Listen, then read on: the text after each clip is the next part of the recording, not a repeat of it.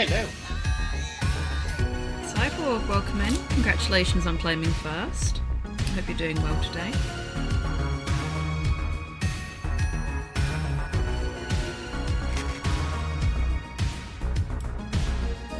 In comes the warm-up break.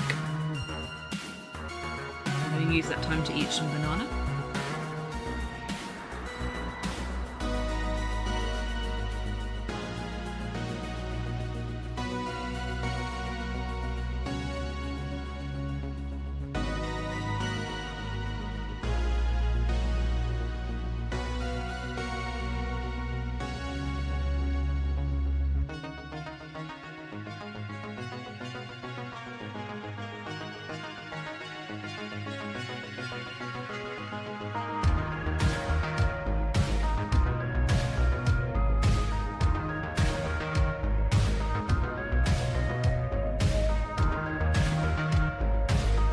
Hello.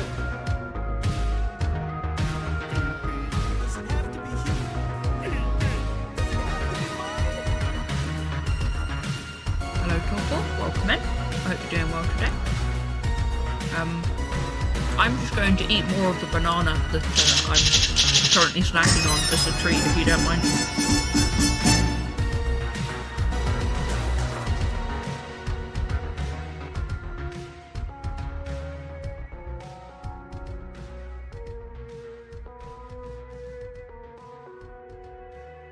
Primeebe1 just subscribed for 58 months. Roadshow. Become a mouse.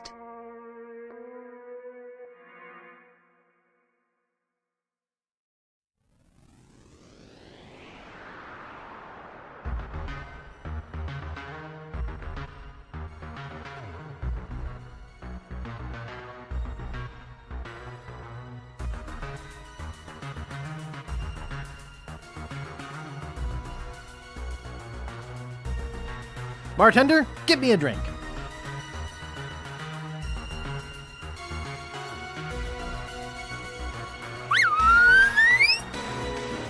Okay.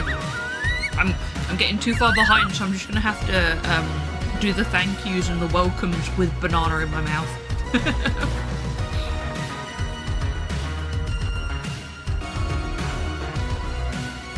I'm glad to hear that, Cyborg. Rocket, welcome in. I hope you're doing well. Cypher, welcome in. I hope you're doing well. Primeby, welcome in. I hope you're doing well as well. And thank you very much for being subscribed for 58 months. Hello. And Poirot as well, welcome in. I hope you're well today. And I have finally finished eating my banana. And there's only 10 seconds left on the warm break. I managed to eat the entire banana during the warm break. Making hot dogs in a bit, yummy. And Primbles has pasta. What kind of pasta have you got? And Rocket, tell us what you put on your hot dogs. What kind of toppings are you going for today? Oh, Primbles, you are speaking my language. I mean, obviously not literally, because my language is bad English. But penne polo pesto, yes. Yes, please. Do want veggie roast. Actually, a good one. Iceberg and German mustard. Yummy. Sounds good. I am partial to fried onions on my hot dogs. Hey, Eggle, welcome in. I hope you're doing well today. And thank you for posting about the Pride event on the Discord. Much appreciated.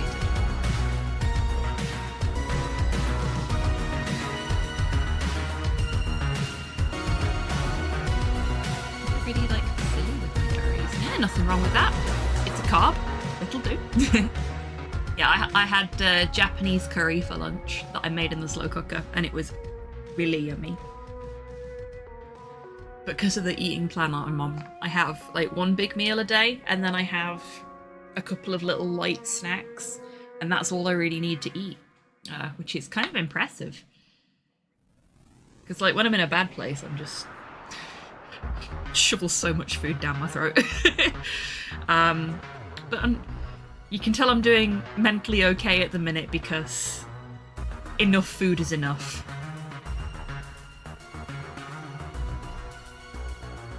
Goth can have a scary amount of pasta mixed with things that by all rights pasta should not be with. Pasta should be with everything.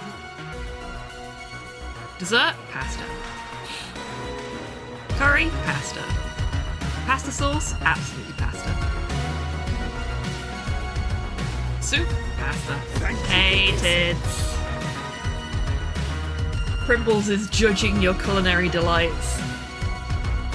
Pasta? Not pasta. No, absolutely pasta.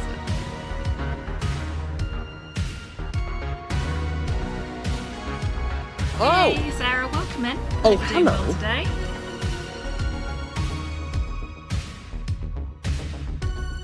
But the warm-up break is well and truly over, and I got distracted talking about all of the wonderful things that I will quite happily pair with pasta.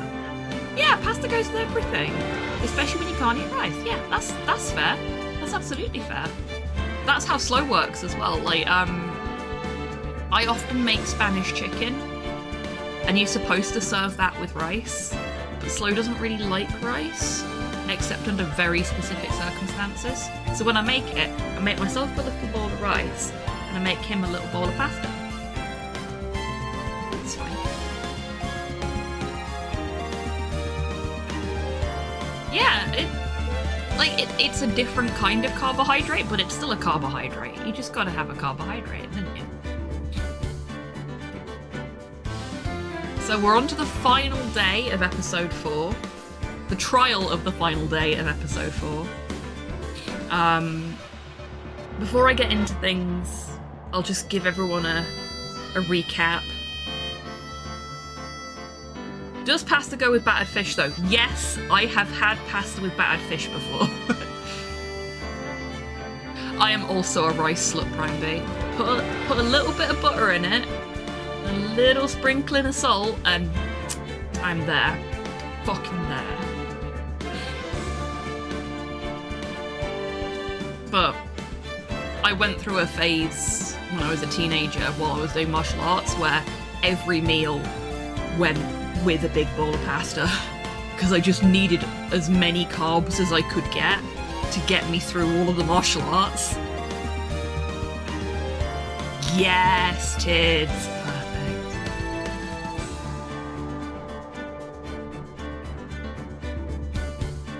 I need no rice cooker for I have maths. We don't have a rice cooker either. I just, I go by vibes for making my rice.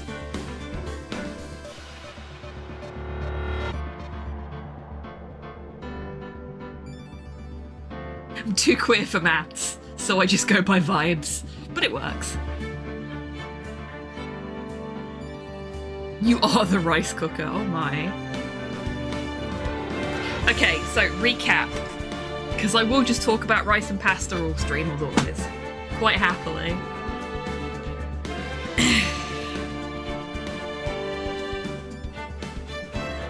Which ones did I do?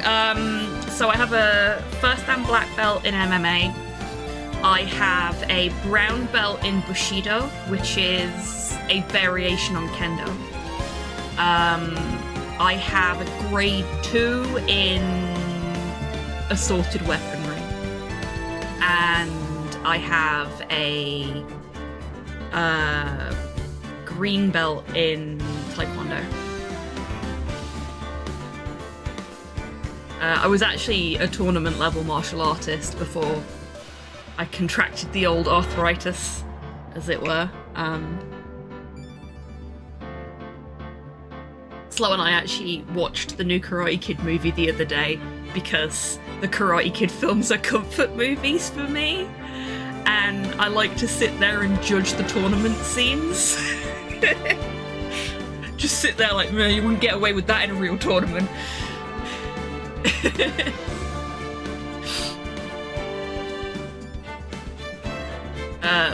The other day when we were watching the new one, because I'd never seen it before, when certain things were happening, I was like, where's the ref? Where's the fucking ref? Thankfully Slow was on board with me ranting about the referee not doing his job properly.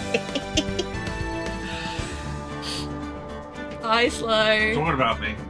I was telling chat about me shouting about the referee being fucking useless in Karate Kid Legends. Love it. Legends Legacy. You know the one I mean. The Legacy? I can't. They're useless all the fucking way through. Yeah, they Because are. my drama. I know, right? See, Slow gets it. Bullshit. Come say hi to chat. The hats. Come say hi to chat. You always run away before they get to say hello to you. Behold. An arm. Wait for chat. Hi, chat. Use the arm to wave. There we go. Yes, I'm secretly only an arm. Very tall arm. Leroy. Oh no. Please tell Leroy I said hi. Well, I'm gonna go back to.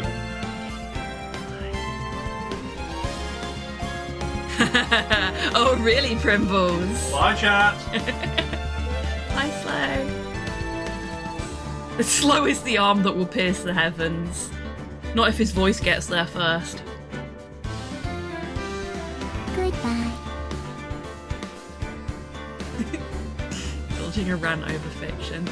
Yeah, he indulges a lot of my cinema-based rants. He's very patient. Like, I don't get het up about things a lot of the time, but for some reason, some stuff in some movies really riles me, and then I have to rant. Oh dear. I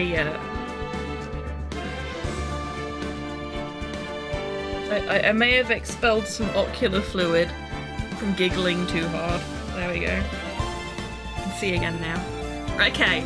Third time's the charm. I'm gonna try and give the recap again now, because I keep getting distracted. You can tell how great I'm feeling today, because my brain's all over fucking hockey.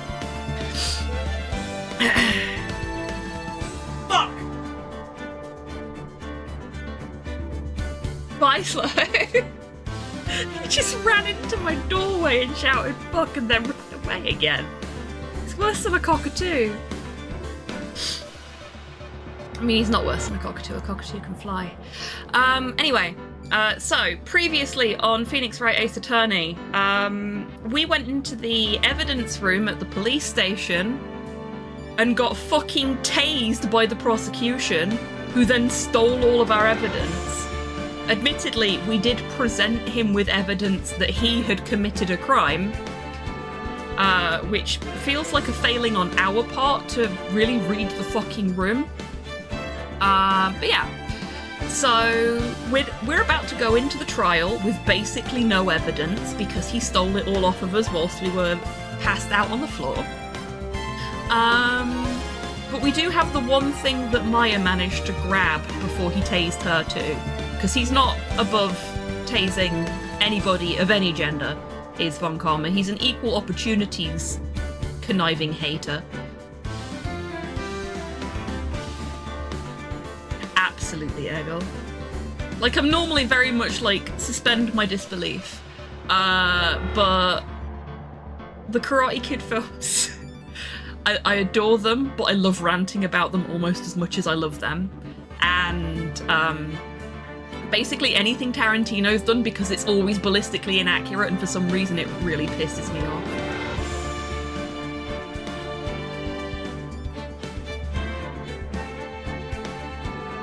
Welcome back, Rocket.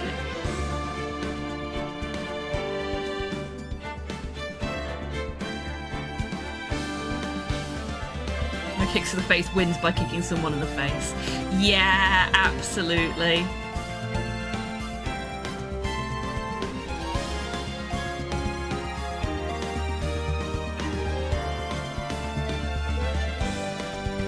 Definitely, Sarah. Definitely. And then you get films like Sinners, where everything is just so fucking perfect, I have to sit there and just admire it for being so perfect.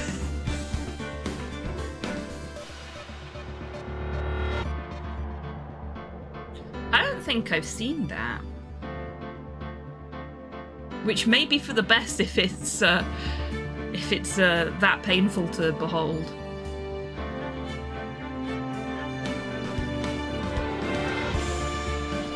surely if Danny was too injured to put weight on his foot, surely that would be a medical forfeit. It would be a medical forfeit.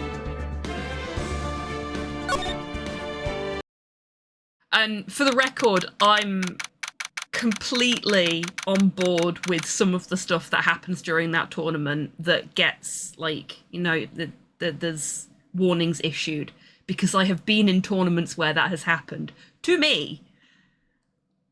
Like, some people will do some really shitty things to progress up the leaderboard.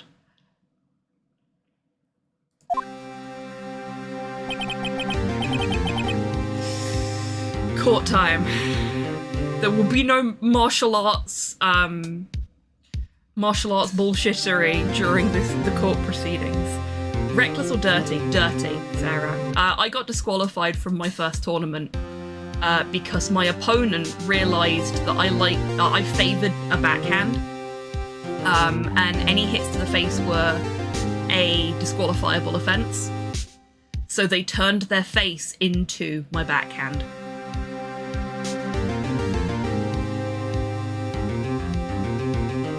So instead of getting a point for backhanding them in the side of the head, where it was allowed, I backhanded them in the nose and got disqualified.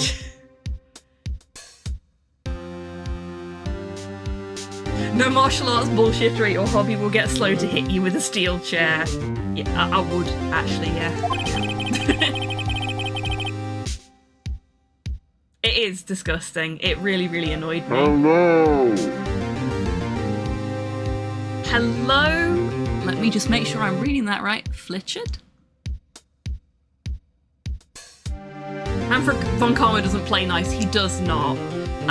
So, seeing as you're new here, just to let you know, I have played these before. I played these when I was a teenager. But we're doing like a spoiler-free chronology playthrough of all the games for the community, because there's a lot of folks here that didn't have access to these games back when I did. There's quite a few folks in chat that are also seasoned Ace Attorney fans and have been very well behaved in not dropping any spoilers as we've been playing through the first game. Seems fair to me. If turning your head wasn't kosher, that'd be the disqualifiable offence.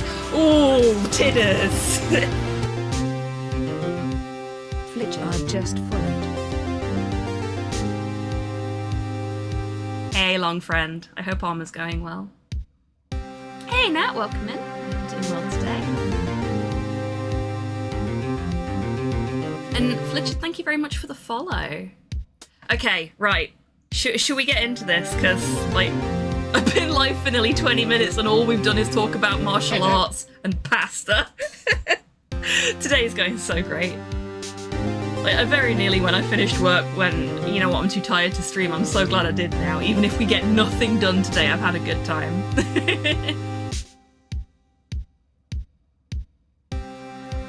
Tidders knows that they can get away with it.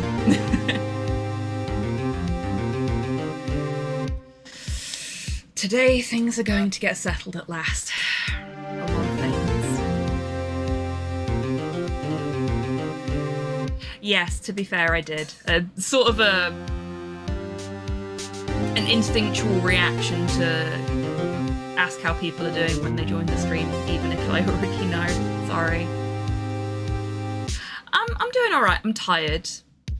It's been a long couple of weeks at work.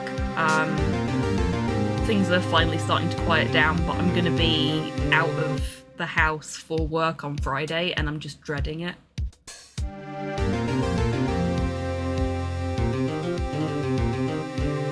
Rules are there to be finangled as best as one can, what can I say?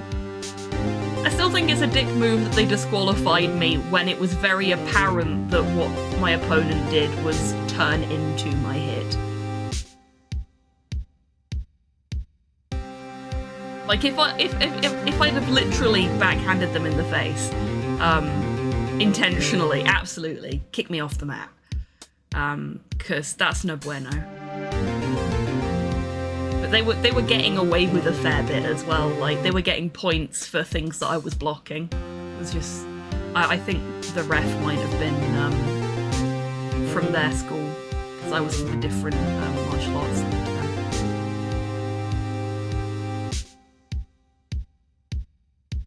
Anyway.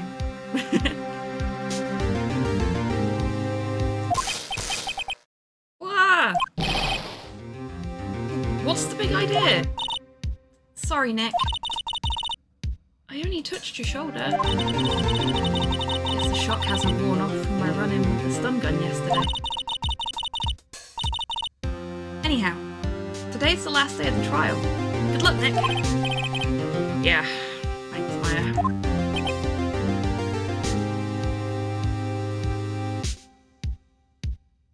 Oh, is it?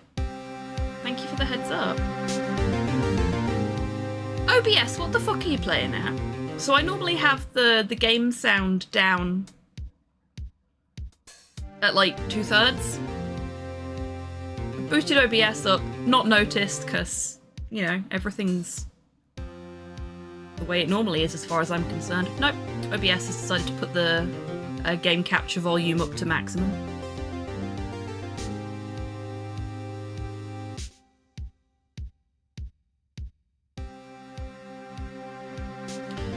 As for tasing you, Karma would likely just claim that he was threatened first, and with a recording of Maya jumping at him, yeah, trying to charge him with assault wouldn't go anywhere, right? I mean, that would require some heavy doctoring of the available CCTV footage, if there is any CCTV available in the evidence lockup. Which, considering Japanifornia is very lax with its rules, I doubt there is. I feel like it'd end up just being our word against his and nothing would go anywhere. But that's fine.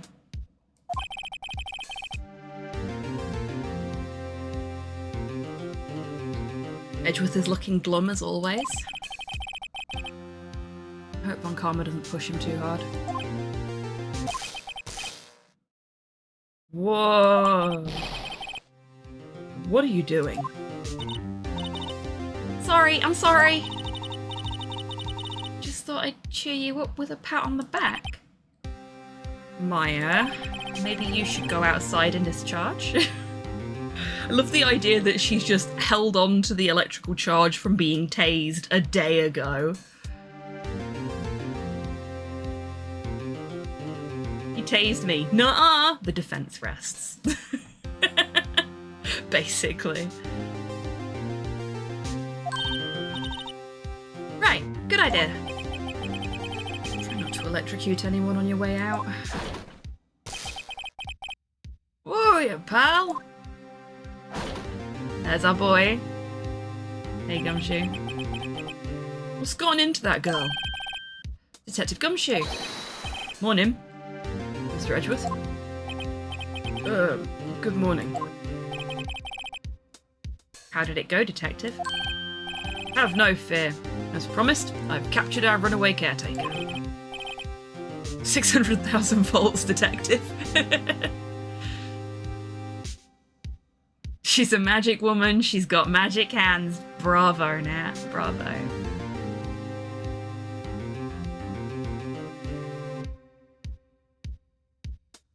Just brought him in. Took all night, pal. Thanks, Detective Gumshoe. You must be tired. Actually, after that shock I got on the way in, I feel pretty good. Of course you fucking do, mate. Yogi says he's forgotten his own name. But that has to be a lie. Why would he want revenge on Edgeworth if he couldn't remember his past? He does remember, and I'm going to prove it.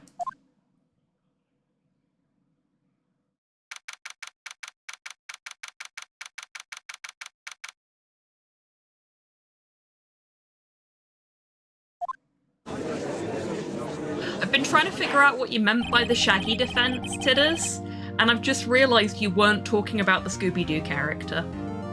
And now I feel very silly.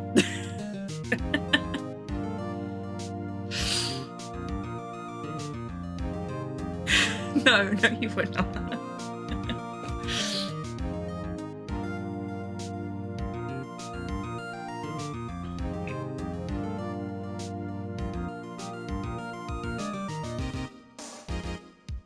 Poor Karma, like, zoinks! Yeah.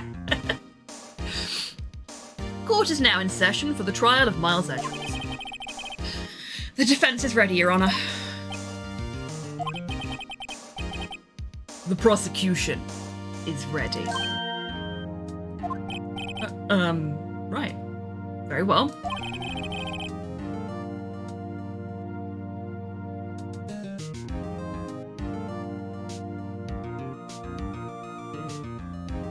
Said he tased me in the lockup. Wasn't me. Even caught me on camera. Wasn't me.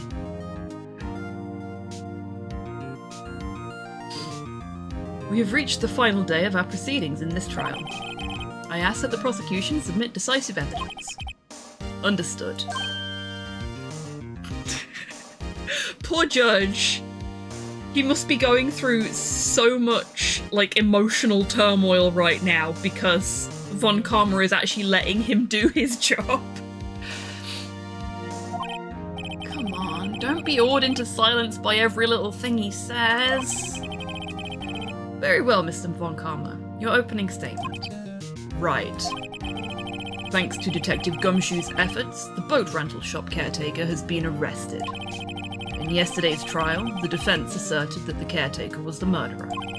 However, the caretaker has yet to confirm this. I would like to ask the defense to cross-examine him as much as necessary. You ever feel like you're being led straight into a trap? Von Karma is just the judge's non-consensual dom. I mean, at the moment, yes. Lucy Lawler's defense, a wizard did it, yep. I mean, he does look a bit like a wizard. Or a vampire. It's the kind of Tom that doesn't believe in aftercare. Yep. Please bring the witness into the courtroom.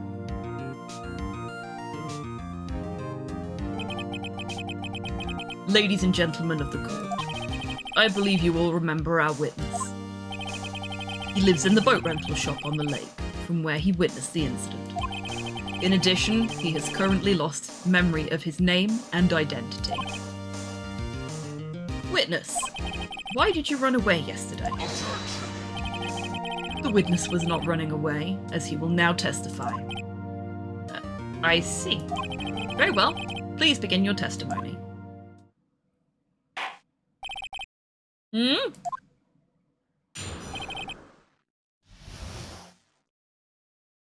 You'd totally say something like aftercare. I don't care what you do after the session.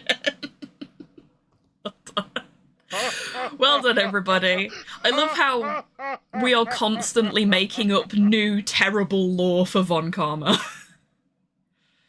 Like, he doesn't get away from these gameplay sessions unscathed.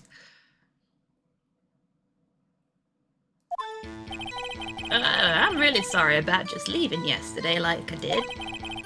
But I wasn't running away or nothing. I, went to buy some food for Polly, see? Figured I got nothing to do with this incident anyhow. I mean, I'd need one of those motive things, right? And I don't got one. So my testimony yesterday stands as is. It's almost as if we don't particularly like him, which is the sign of a well-written villain. Hey, I didn't write him teasing the judge, tempting him with a bit of freedom. Well played. Very well. Let's begin the cross-examination, shall we? He has to know his name. Yanni Yogi. You're Yanni Yogi, and I'm going to prove it.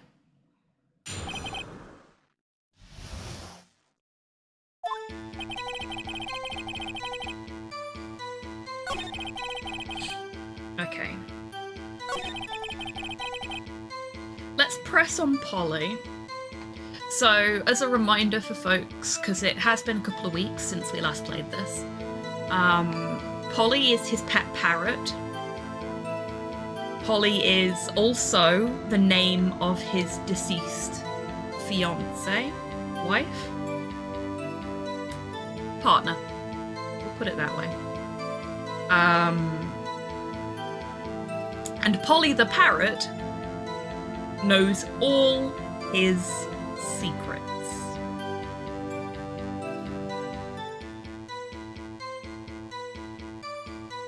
This is my new favourite toxic yaoi ship. Look out for my 100,000 word fanfiction. Heck yeah, we love a bit of fanfic.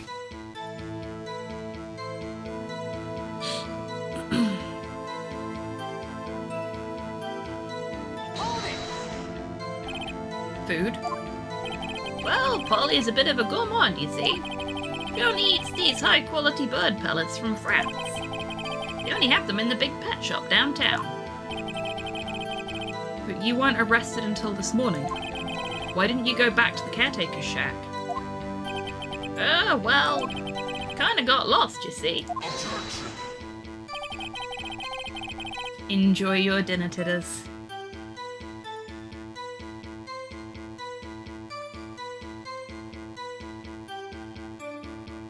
Under the judge's beard is the Yowie Dorito chin. Is that a thing now? Is this the new Yowie hands? Because holy shit were Yowie hands a thing when I was a teenager. Hey, Slow. Close enough. The chat are making up fan fiction about the prosecution and the judge. He needs a blue kiss patch.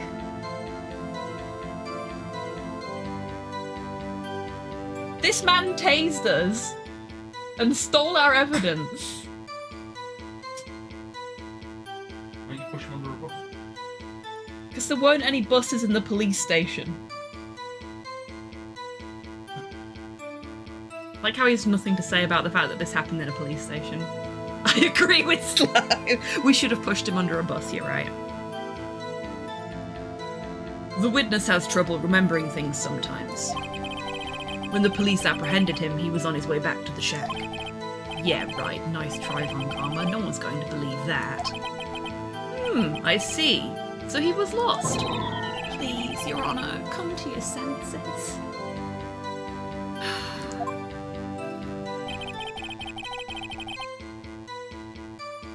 Enjoy your dinner, Tids. Well, we know he's got something to do with the incident because he at the very least witnessed it. You've lost much of your memory, is that correct? Yep, seems like it. And how could you know that you didn't have anything to do with this incident? Or maybe you're lying about not having your memory. You know exactly who you are. The witness has testified quite clearly that he has no memory of who he is. You claim he's lying, then show the court proof. I would, but you stole it. How am I supposed to prove what's going on in that old codger's head? It's impossible. Is it? I'm glad you've come to your senses, Mr. Wright. Very well. Witness, please continue.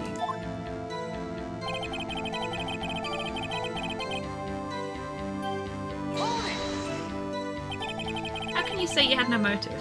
I say you do. You had a grudge against Edgeworth and the victim, Robert Hammond. That's why you took revenge on them, right?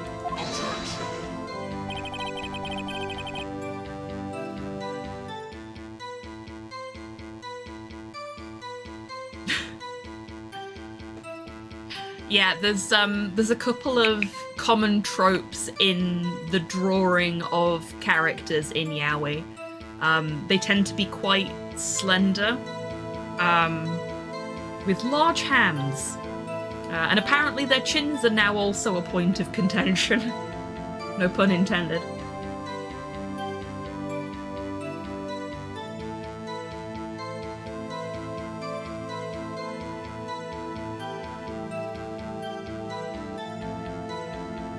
Please don't make me repeat myself, Mr. Wright. This witness has no memory of anything beyond several years ago. He can't hold a grudge. It's impossible. I mean, you can hold a grudge for less than several years. You have to prove he's lying about his memory. My studies of gay anatomy advance. on like the persona scale of skills, your gay anatomy just went up to another segment.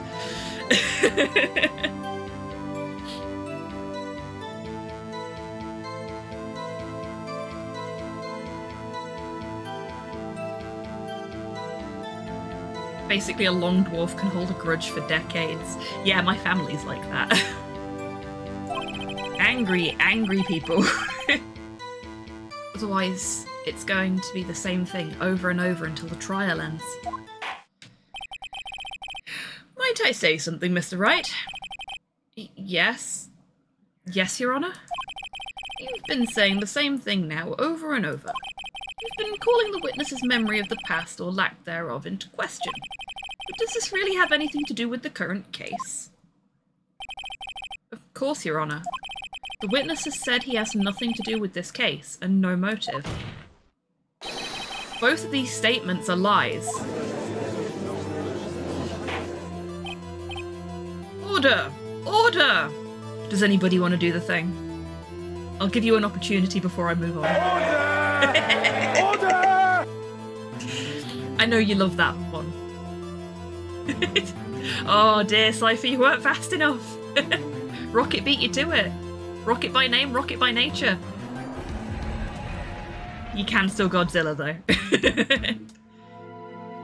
Have a burger and fries. Oh no, the last time we tried to go to Happy Burger, that was a nightmare, wasn't it, chat? Got in there, no staff about, none of the fryers were on, bunch of zombies. Hero Quest is the best game ever made, and anyone who says otherwise is wrong. Hot dog good, excellent, glad to hear it. 2 pints and a packet of crisps, please. What kind of pint? Mr. Wright, there is a serious problem with your claim. Or are you saying you know who this witness is? Of course, Your Honor. Oh, now this is interesting. I would like to know myself. So, who is he? Don't play dumb, Von Karma. Mr. Wright, please tell us this witness's name. It's Gregory Edgeworth! It's the accused deceased father. It's not. It's Yanni Yogi. His name is Yanni Yogi, a former court bailiff. Ah! Not got anything to say now, have you? No. Yogi? That name seems familiar. Oh! Yanni Yogi, from the DL6 incident. Excellent, thank you, Rocket. I guess the judge would have heard of it. It was such a famous case. What does this mean? Your Honor, if this man is Mr. Yogi, then he has a clear motive.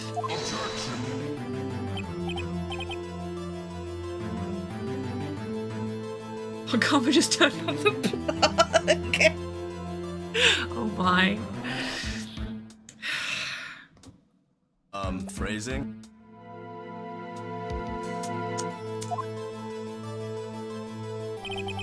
Jumping to conclusions again, Mr. Wright. This man, this witness, is Yanni Yogi. Fascinating.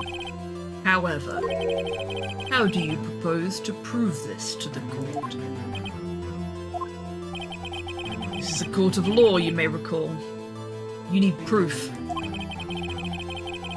And allow me to repeat once more that the witness has lost his memory. This is it. I have to do this now. I can't prove he's Yogi right here, right now. I've got nowhere else to go. Nick, how are you going to prove it? How can you prove that he's Yanni Yogi? It's okay. It's actually quite simple. Your Honor? Hello!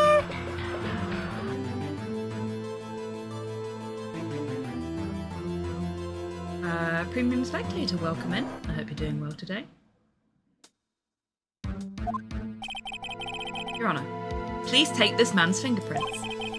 Then we'll compare them to the fingerprints on file for Yanni Yogi 15 years ago. I see. That makes sense. Huh? I'm so very sorry, Mr. Wright. Why? The witness has no fingerprints. What? What? No fingerprints? Works in a pineapple cannery. Did you really think that Von Karma wouldn't have thought of that, Phoenix? Yeah. Everything is always going according to Von Karma's plan right up until we manage to screw it over. But that's half the fun.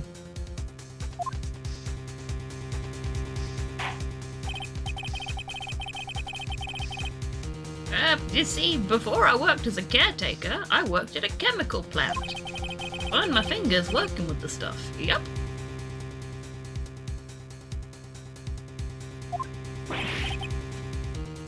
What? Doggy, you sneak. You burned your fingerprints off to hide your past.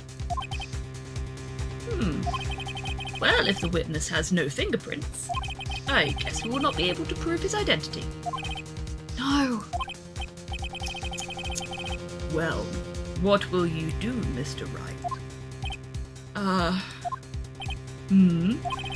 It seems that the case has been decided, no? No.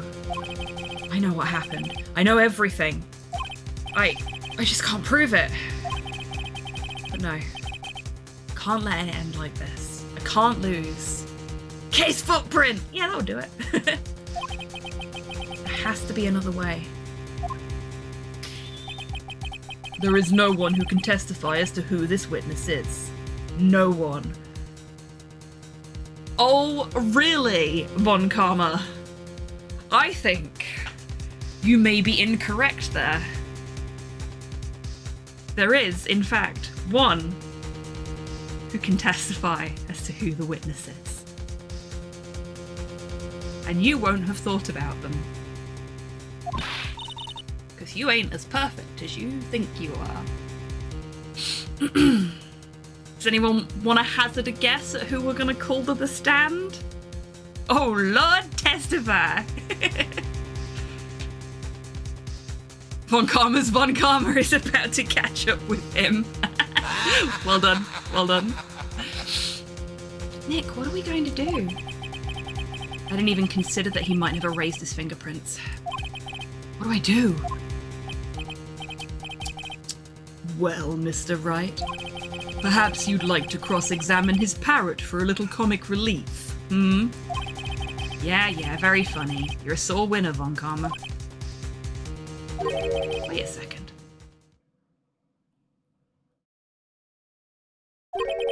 Cross-examine his parrot? My God, I think he's got it! What is it, Nick? No, you're not going to. Your Honor. The defense would like to take Mr. Von Karma upon his proposal.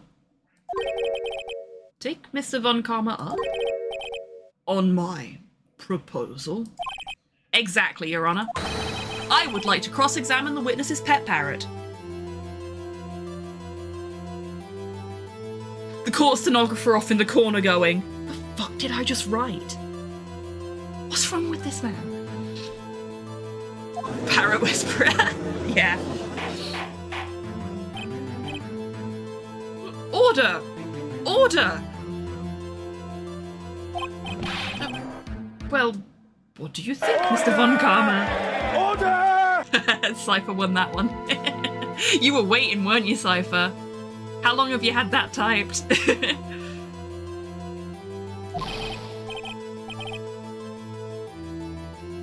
Need you even ask? This is a farce. I object. Wait a second. You were the one who suggested I cross-examine the parrot, Von Karma.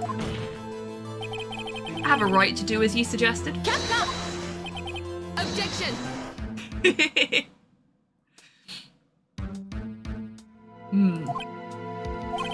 Well, if you're so desperate, then please be my guest. Of course, should you go through with this, and nothing comes of it, then I hope you're ready for the consequences. Nick, this is crazy. We do actually have Protesto in there as well. The objection sound command rotates through every single language variant of objection. In the Italian dub, Von Karma's VA sounds like he has a big nose. It's very nasal. Oh, really? Thank you for the clip, Nat.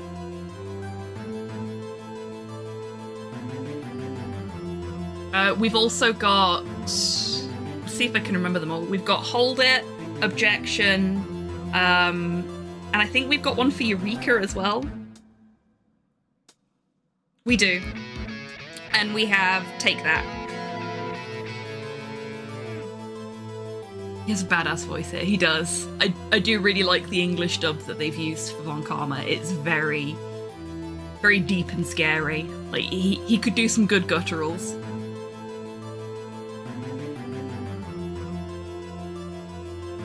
Twitch's new clip thing auto-mutes the stream when you're clipping, so I may have missed some. Oh, it's nice that they finally implemented that, but also, you know, we're so used to working around it now. Hot damn. Very dark, yeah, suits the character a T, it really does. I think we do have Shilong Lang in there as well. I basically went to the Ace Attorney, like, archives, for want of a better description, and pulled down all the sounds. So anything that was available to me is in there. I love how our options here are, yes, I'm doing it, and nah, maybe not. Well, still want to go through with your little game? Oh, you fucking bet your very fancy cravat I do. Let the parrot take the stand. Now imagine that to the tune of Let the Bodies Hit the Floor.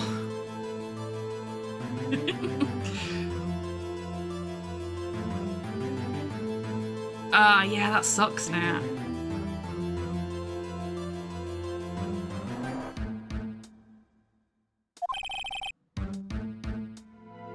I will cross-examine her, Your Honor. This is the most ridiculous thing I've ever heard. Von Karma's rigged every person's testimony, every piece of evidence, except the parrot. She's my last chance. Because you can't rig a parrot! Well, you can, but it takes years. At least, I think so. Except Larry. Yeah.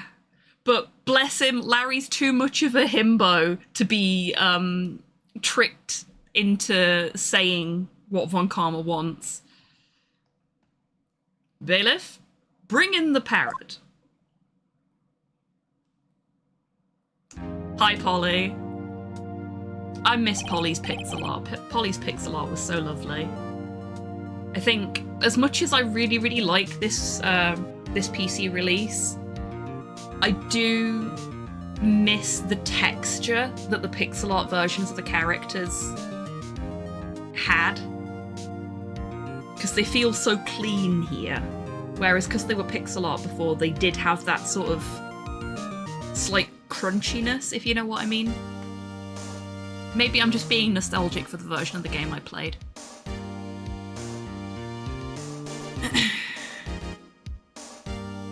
I mean, it still looks really good. Just... Hello there. I am out of touch. Hey, Eggy, welcome in. I hope you're doing well today. There's charm in the crunch, I feel. Yeah, exactly. I agree. I mean, I'm biased because I fucking love pixel art games. I fucking love pixel art in general, as you may be able to tell. But, yeah, there is a charm to the crunch, as you put it. I'm autistic, that means I like crunchy food and crunchy graphics, and this is why we get along now.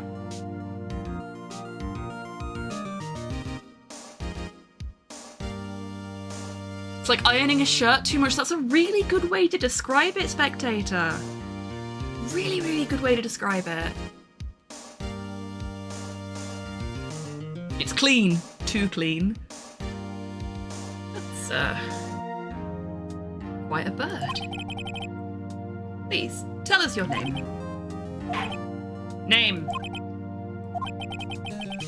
Witness is ignoring me. Must hurt to be ignored by a bird. Very well. Witness, who is your owner? Please testify for us.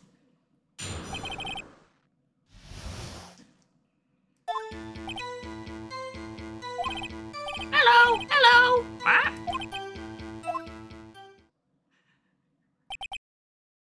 Judge, that's a bird. And also a witness. Certainly the most concise testimony we've had so far. Very well. Begin your cross-examination. Right. What are you gonna do, Nick? I don't know. What do we do, Maya? Parrots have been used as evidence, yeah.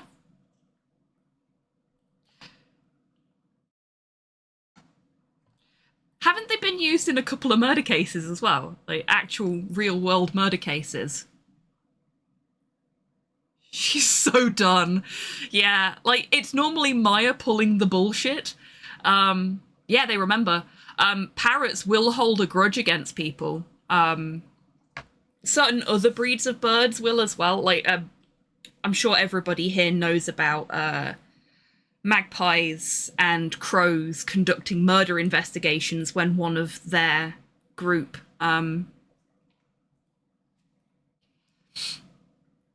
dies.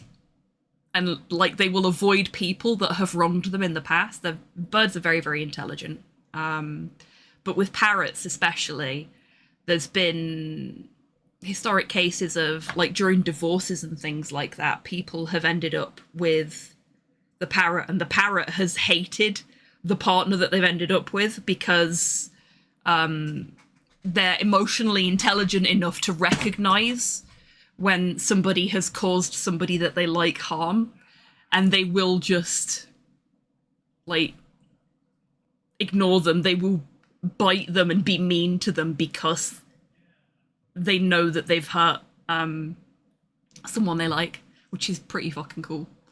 Birds are cool. Japanifornia, I bring you, Flokio. Well done.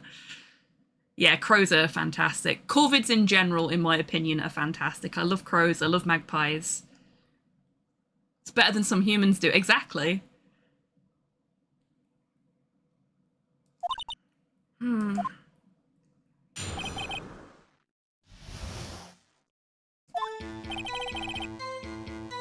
Okay.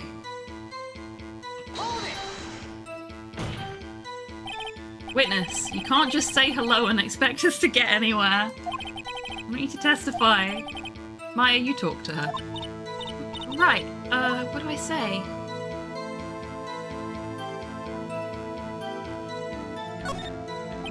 As I recall, 2 days ago...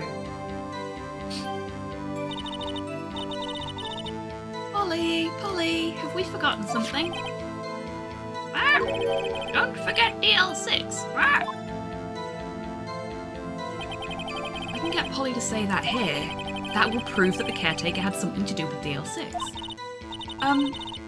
Polly, have we forgotten something? Hello. Ah. That's not what you're supposed to say. Forgot something? We forgot? Hello. Uh-oh, it's not working, Nick. She won't say it. This is ridiculous. Why won't she say it?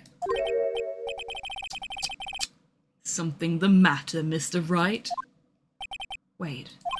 Don't tell me Von Karma expected this. He couldn't have retrained the parrot, could he? Did he train her not to respond when we asked if we'd forgotten anything?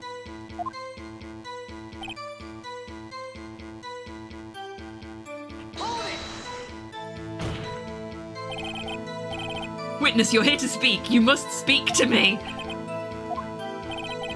Frankly, I can't believe you're speaking to the parrot. Well, I guess we should try to get some information out of her. We need to show the judge that her owner is Mr. Yogi.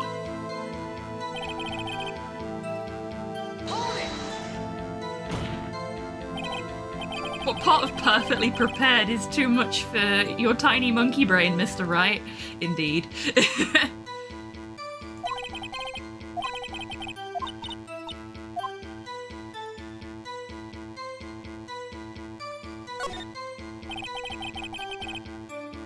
Maybe I should get her to say her name. Polly, Polly, what's your name? Polly, Polly. Ah. Mr. Wright, I think we've established that this parrot is named Polly. Does this have anything to do with her owner's identity? Yes? Yes, it does. Ha! Fascinating. You claim that the parrot's name will prove her owner's identity? Show us this proof. Nick, don't you think you're taking the bluffing a little too far? Listen, we're not here to answer the question of who is the caretaker. We're here to prove that he is Yanni Yogi. All we have to do is tie the name Polly to Yogi. Your Honor, the proof that the parrot's name reveals the caretaker's identity is... Now, I think it's in the DL6 paperwork. Check it. Bring Phoenix to a casino. God, can you imagine? Victim data, suspect data. Yanni Yogi, age 37, court bailiff, trapped in elevator with Edgeworth. Memory loss due to oxygen deprivation after his arrest. Fiancée Polly Jenkins committed suicide. Yep, it's in here.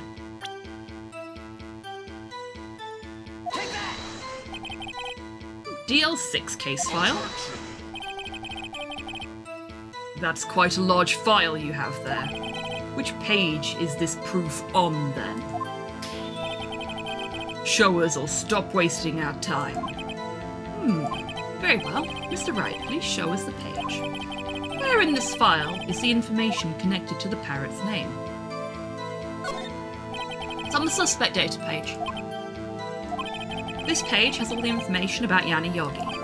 Right after he was arrested, his fiancée committed suicide, see? That animation always looks like Von Karma is going to backhand someone. I mean, he's doing the legal equivalent of backhanding someone, so that makes sense. 3 pages, you melt. Indeed, it does say that, yes. What was his fiancée's name? Polly Jenkins. Polly? Exactly, Your Honour.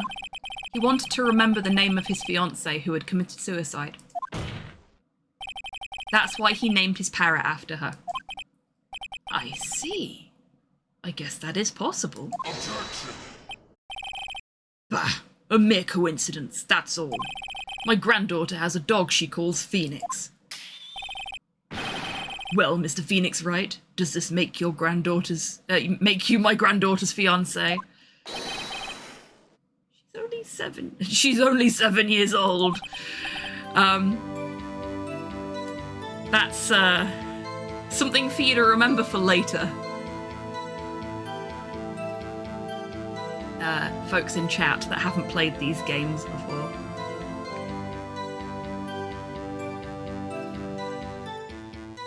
This line does not age well, I will say, indeed. Indeed.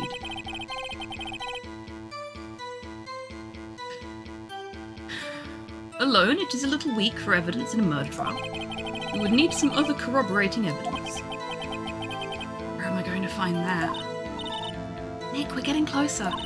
One more. If we can just get one more piece of evidence. Right. What? Very well, witness. You may continue.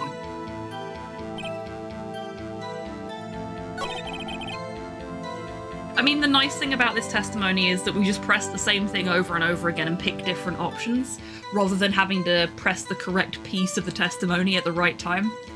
But we're not gonna press Polly again just yet, because we have got a break coming up, and I feel like now is a good point for us to take that breather before we get into more interrogation. So now is a great time, everybody, to grab a drink, grab a snack, have a stretch, get some fresh air, all that good stuff, and I will see you in 3 minutes after I have done the same. Time for a court recess.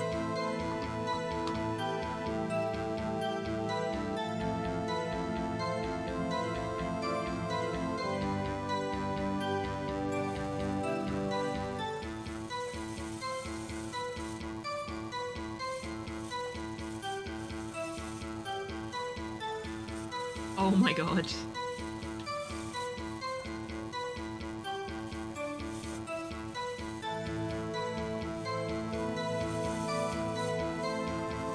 I'm doing this.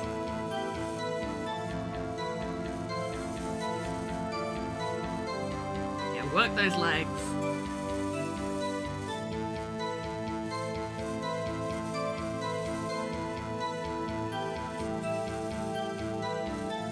You can definitely pelvic thrust, Jerry can.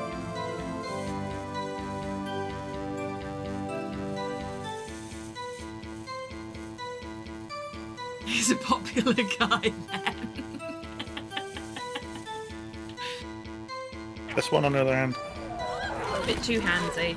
Oh, oh jeez.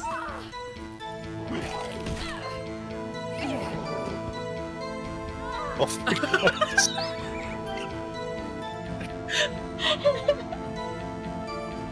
I do love when I stand up and he's just there, floating.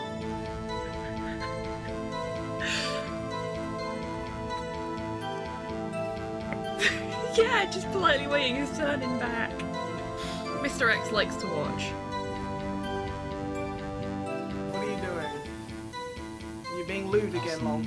More like trying to more like actually clean a single bit before I move on to somebody else. I'm cleaning plenty, okay? How many dicks have you drawn in the fucking library? Not one dick. How many times have you written cum on it?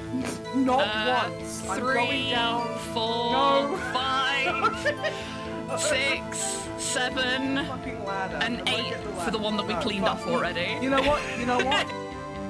Something beginning with P and ending in Y.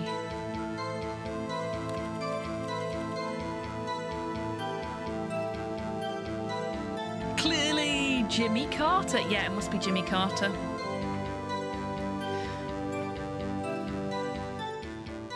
To be fair, the hair's way too well kept to be the other guy. Pussy. And maybe Pussy kill him. And enlighten me now. How exactly does someone pussy kill a person? Just have a quick jog.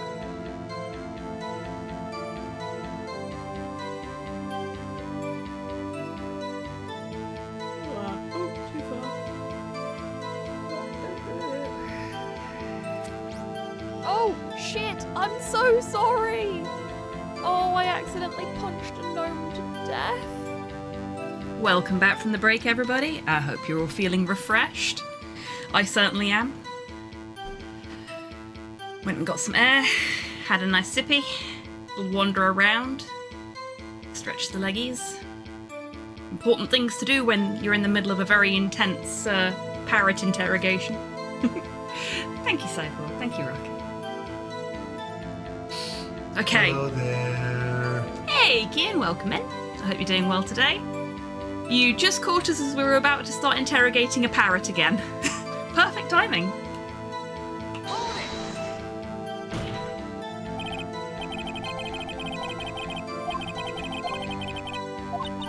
Okay, so we got her to say her name.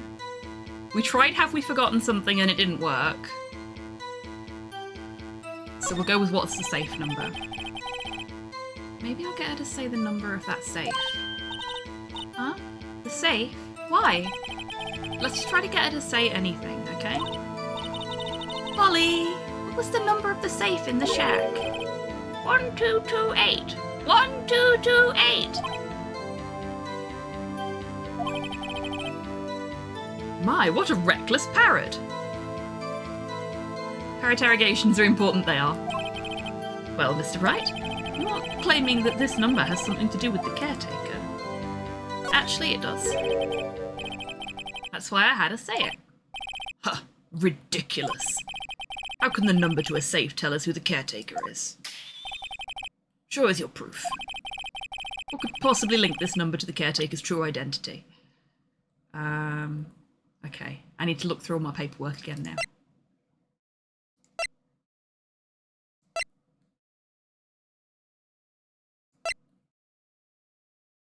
We'll look through this again.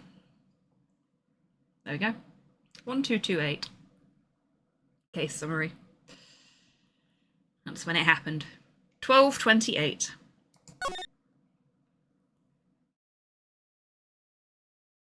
It is, yes, but it's a variation of the phrase that would not get caught by Twitch's filters.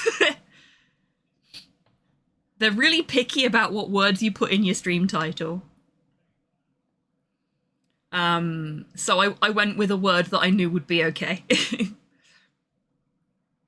I was thinking about having it be Von Karma's a jerk, now so am I, or something like that, but... Hello there. Hey, Cram, welcome in. Just drop the T, because Bish is Latin for generosity. Oh, okay.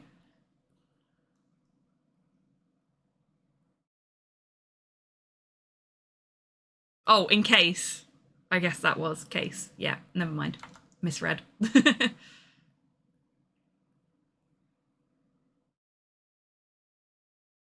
I remember when I was a kid and I thought I can't wait to be an adult so I don't get in trouble for swearing. Little did I know. I know, right? Hot dogs on Discord now. Excellent. Welcome in, Buff. I hope you're doing well. I'm doing good, thank you. It's from the South Park movie, so take that with a grain of salt. Oh, fuck, I've not watched that in a long time. So we're just gonna we're gonna present the same piece of evidence a second time. You did an art, awesome. Did you put it on the Discord, or is it an art for your sake and nothing else? Because if it's on the Discord, I'll take a look at it after the stream. If it's not, then congratulations on doing an art.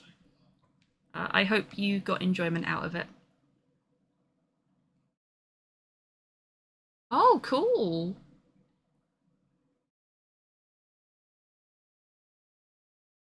The proof the evidence is relevant is in the evidence. Shock horror, I know, right? The DL6 case file. What is this obsession you have with that case? Oh, it's only as big as the obsession you have with it, you prick. Mr. Wright, where in this file is something relating to the safe number? Case summary. It's on the case summary page.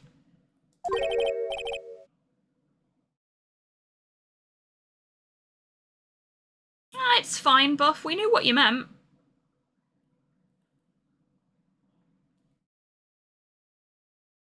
And frankly, I didn't notice the typo because my brain saw the first letter and the last letter and went, ah, yes, managed. I know that word. I need to see how Wesker and Von Karma have a conversation/confrontation. Oh my god. That'd be like, you know when you see videos of two peacocks facing off against each other and they're like puffing up their feathers and making horrible squawking noises? I feel like it would be like the video game antagonist equivalent of that. They'd just be like puffing up their chests and tisking at each other and stuff. Are we back to the Yowie again? Why, thank you, Nat. The case summary. Specifically, the date on which the DL6 incident occurred. Date of the incident? December 28th. Why, that's today's date. 15 years ago. And the number on the safe is 1228. Ah. He used the date of the DL6 incident as the number for his safe, Your Honor. That's how important that date was to him. I see. It certainly is an interesting coincidence. People often do set their secret numbers to dates. They do, and they fucking shouldn't. Don't mind me. The security hat landed back on my head for a second there. Oh, this riles me up every time it happens in a point and click or something like that, where the passcode is a fucking important date to the character. Doing a Dalek voice hurts. Might have just overdone it. Oh dear. Yes, be careful. Bloody pepper pots are loud. They are.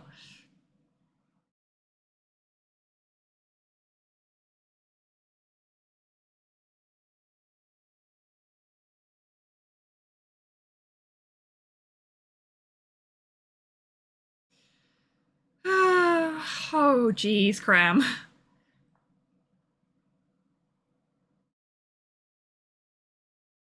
Don't let Hobby play Shadows of Doubt. The infosec in that game will make them foam at the mouth. Yeah, that doesn't surprise me.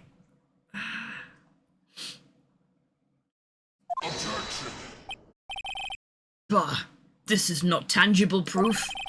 Set my ATM card's number to 0001 because I'm number 1. This has nothing to do with a date. Nothing. So, long card number, please, and then the 3 digits on the back. Mugging him later. He just gave away his pin, he did. Because another reason Von Karma's an arsehole, he doesn't give a fuck about security.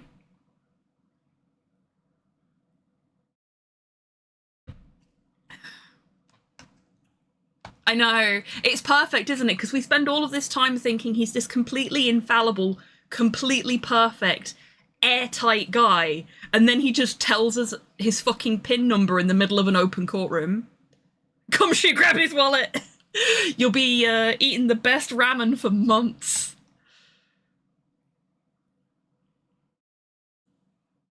Good luck mugging a giant man who packs a taser. Ah, taser only has so many charges in it. There's an entire courtroom full of people here that will now know his PIN number.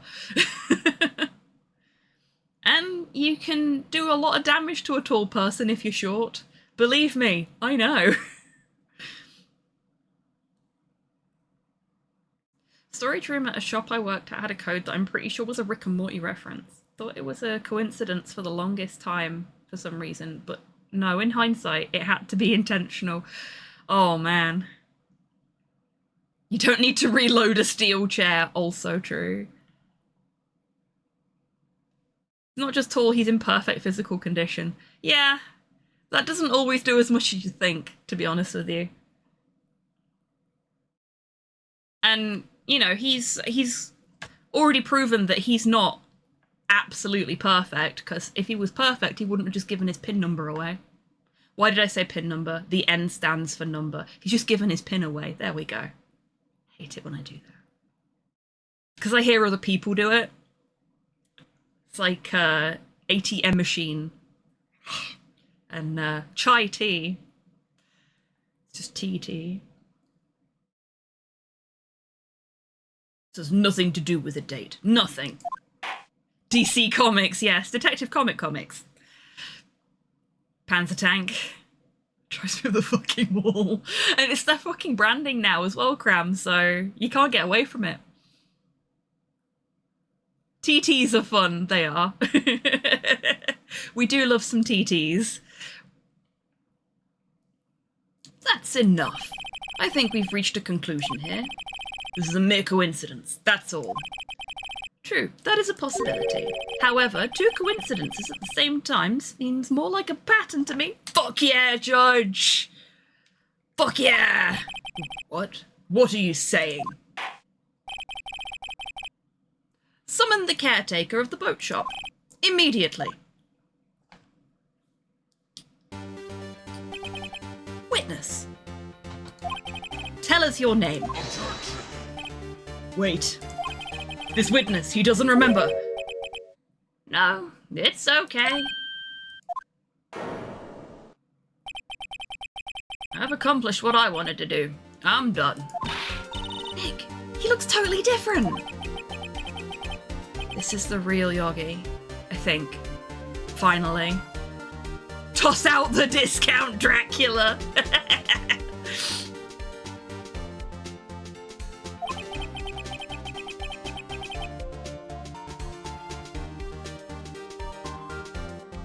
Thanks, Brain. Albert Wesker, Dracula, and Von Karma walk into a bar. You can finish that joke however you'd like, chat. He's been acting feeble to hide his true identity. Acting for 15 years. This is a really good example, by the way, of how much posture can change people's perception of you. Because the caretaker has spent this entire time kind of hunched over, making himself small, and he seemed very harmless and gentle. And now that Yogi's out there, you'd think one of them would have ducked. Perfect. Perfect. Well done. Well, let me ask you again. Please state your name for the court. And now we look at him. Now he is in his element. He is who he actually is. He's standing upright. He's showing off that kind of like historical bailiff training. Very, very poised. And a part of that is the fact that he's now actually got his eyes open, because he spent most of his time with his eyes shut, pretending to be asleep or pretending to be, you know, not really all there. But so much of it is coming from his shoulders. And the fact that he's not hunched over and scrunched up now. Like, I do that on camera, and immediately I look so much smaller than I actually am. I'm not exactly a tall person, but if I sat properly and put my shoulders back, it's a completely different look. It's a completely different feel. This is a confident pose. This is somebody who's very sure of themselves. Which is why I don't sit like that, because I'm not very confident. But it's the same character, it's the same model, it's just that tiny little shift in his poise, in his posture, makes the world of difference. It's really, really nicely done.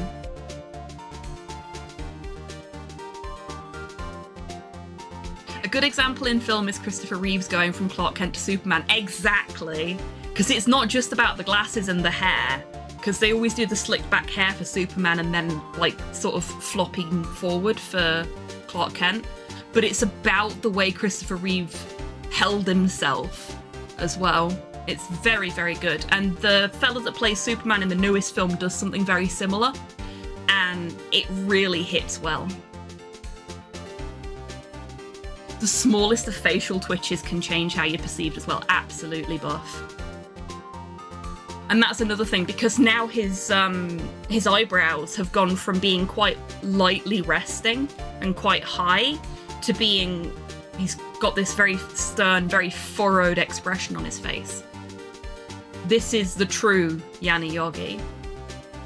And everything about the way in which they've adjusted his design for this reveal shows it. He doesn't need to say anything, you know, just from looking at him. It's really, really beautiful. And you'll see a lot of that kind of stuff throughout the Ace Attorney series, because if there's one thing that the Ace Attorney series consistently does well throughout every single installment, it's the character designs.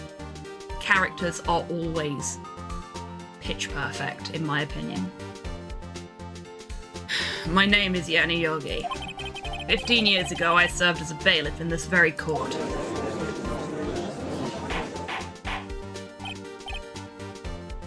Yami Yugi, yeah. Order, order! Yanni Yogi. So was it you who killed Robert Hammond and tried to frame Miles Edgeworth for his death? Order! Order! I do love that you folks love the order button so much. Yes, it was me. I did it. They put me on the witness stand 15 years ago. Robert Hammond, he said I was mentally unsound. Told me it would make me innocent. Get me off the hook.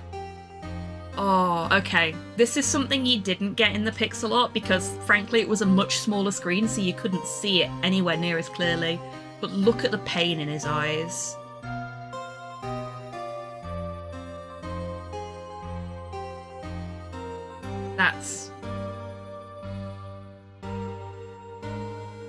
And it really helps that we've got the sad music playing at the minute as well, but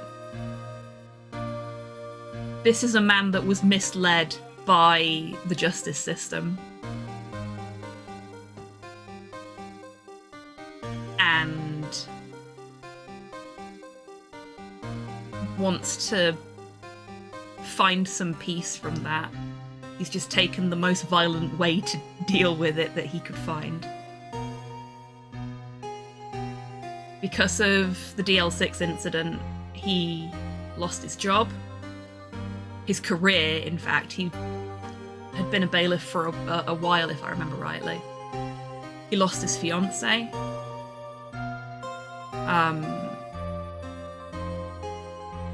He lost everything that mattered to him.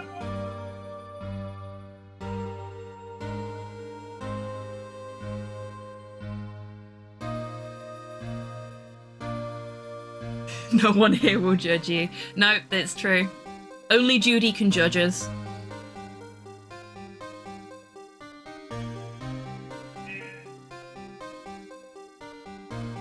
All because Hammond didn't care one bit about him, only about winning. Yeah, exactly. And the sad thing is, he's fallen into the same trap, just in a different way now, because he's been working on the side of Von Karma, who doesn't give a fuck about him, he only cares about winning. So the cycle's just repeating. I feel really sorry for him.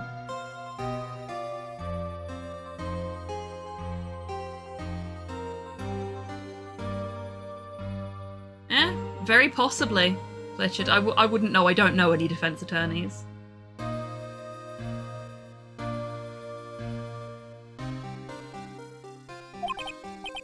So I pretended to have brain damage.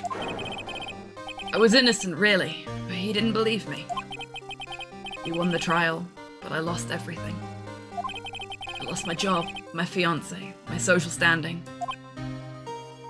Now, I think the fact that they relocalized this to be set in an undisclosed location in America, or Japanifornia as the community calls it, does this bit a disservice, because social standing is a lot more important in Japan than it is in a lot of places in the West.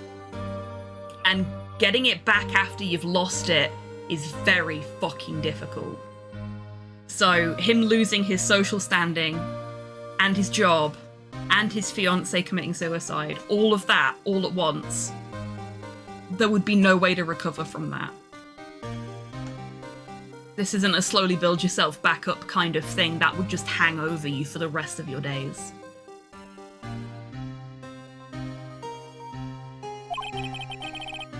Then this year, 15 years later, a package arrived. It was a letter and a pistol. The plan was written out in careful detail. It was a plan for me to take my revenge on the people who ruined my life. Honestly, in America, people would say boo-hoo-hoo, deal with it. Yeah, that doesn't surprise me. Like in the UK, depending on where you lived, losing your social standing could be an issue. And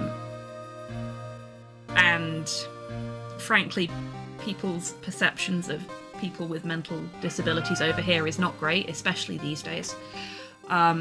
So it would be difficult here too, but in a very different way. Please excuse slow shouting in the background. He's learning how to armor.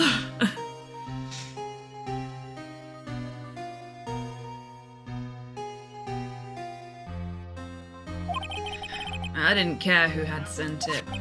I thought this was my chance. After 15 years, this was it. Finally, a chance to have my revenge on Robert Hammond and Miles Edgeworth. I have no regrets. Wait a moment. Revenge against Miles Edgeworth? And depending on where you live, society doesn't view you as having social standing, so you have nothing to lose. Yeah, exactly. I'm not at liberty to speak on that matter. Why don't you ask Mr. Edgeworth yourself? Anyway, I admit it. I was the one who killed Robert Hammond.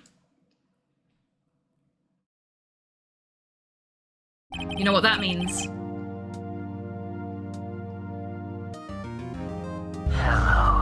Miles Edgeworth, the notoriously straight man. Hey, Bloodlord, welcome in. Hope you're doing well today. Yes. Phoenix Wright definitely doesn't make him feel things.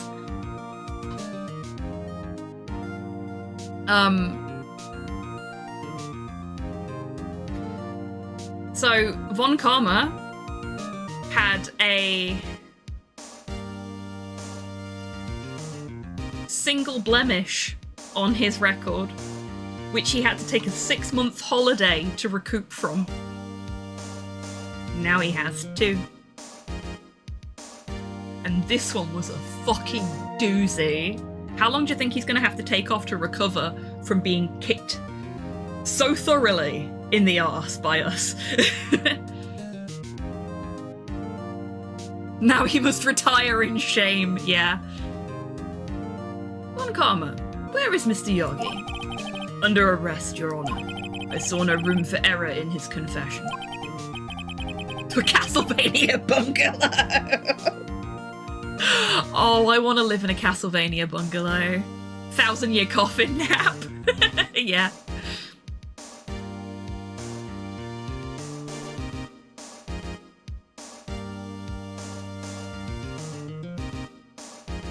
Kicked him so hard that Phoenix's brogues are sticking out of Von Karma's mouth. Yeah. Seems oddly calm after losing. He does, doesn't he?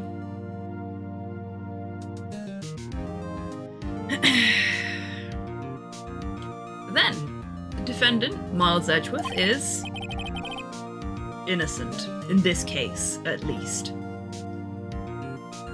This is why he's calm. Does everybody remember what we discussed with Von Karma previously? You know, before he tased us and stole all our evidence?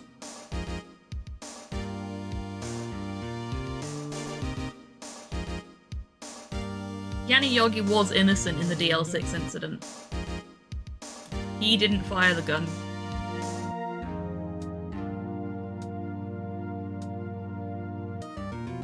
All the evidence points to Miles Edgeworth having accidentally killed his own father. Von Karma assaulted the player? Yeah, Von Karma tased Phoenix during our last playthrough and stole all the evidence he had on him.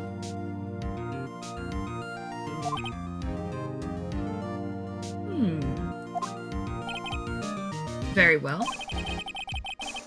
Will the defendant please take the stand? Ironic name, Von Karma, indeed. I can't remember what his name is in the Japanese, because, like, the Japanese ones are really good, generally, for giving you a feel for what the character is like. Next case, the Belmonts versus Von Karma. It's a land dispute. Completely unrelated, but do you know Dick and Dom in the Bungalow? Yes, I know Dick and Dom in the Bungalow. I didn't really watch it much when I was younger because it started airing just as I was getting to the point where that, like, age range of TV was not really my vibe. But I used to watch it when I was babysitting for some of the younger kids. But yes, I remember what Dick and Dom used to be like back in the good old days. Ah, Dick and Dom. And now I'm thinking about Biker Grove. I'm from the Netherlands and I loved the show. Ah, interesting. I didn't know you got Dick and Dom over there. So weird, totally my vibe. That makes sense. That makes sense. What was Biker... You don't know what Biker Grove was? Oh, okay. Biker Grove was like a kid's soap opera. But it was set in Newcastle, I think, if I remember rightly. So it wasn't Biker Grove, it was Biker Grove.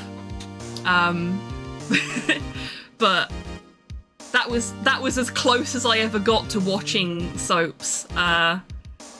Was watching Biker Grove, but I think Biker Grove stopped airing in like the early 2000s. I might be wrong.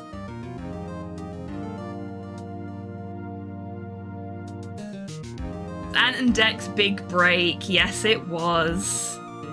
Geordie Kids soap opera, basically, yeah. Basically.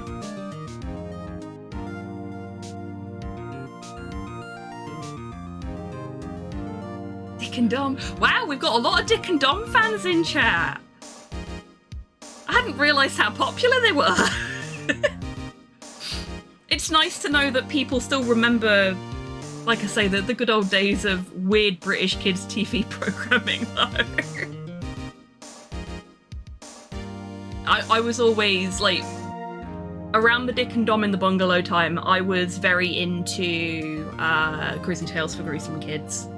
I was well into my weird goth kid phase by then.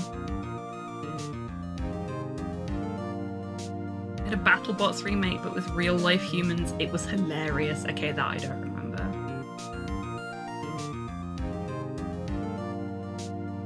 Lots of the Bungalow generation here, I'm sure. You'd be surprised, Sinister. I am often shocked by how many folks that we've got that are, like, 2000s kids. And then I immediately crumble to dust when they remind me that I'm older than them. You know how it is. Now all these fucking Zoomers are telling me that I'm out of touch. Yes, the narrator was voiced by Nigel Planer. I used to love his intro. You're 32, okay. So you're only a little bit younger than me. That's much less depressing. I still watch old Horrible Histories. I used to love Horrible Histories, yeah. It was aimed at me too, yeah. Horrible Histories was great. There are a few mysteries left unsolved. Still, you are cleared of suspicion for this particular case, so I would like to pass judgment on the murder of Mr. Robert Hammond. Any objections?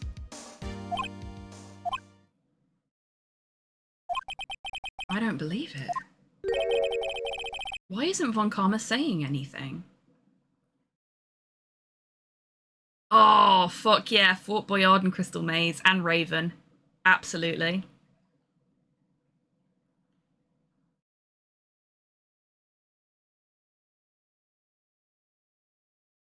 I shall refrain from revealing my age as it's known to disintegrate, though, folks. Thank you, Pudlord.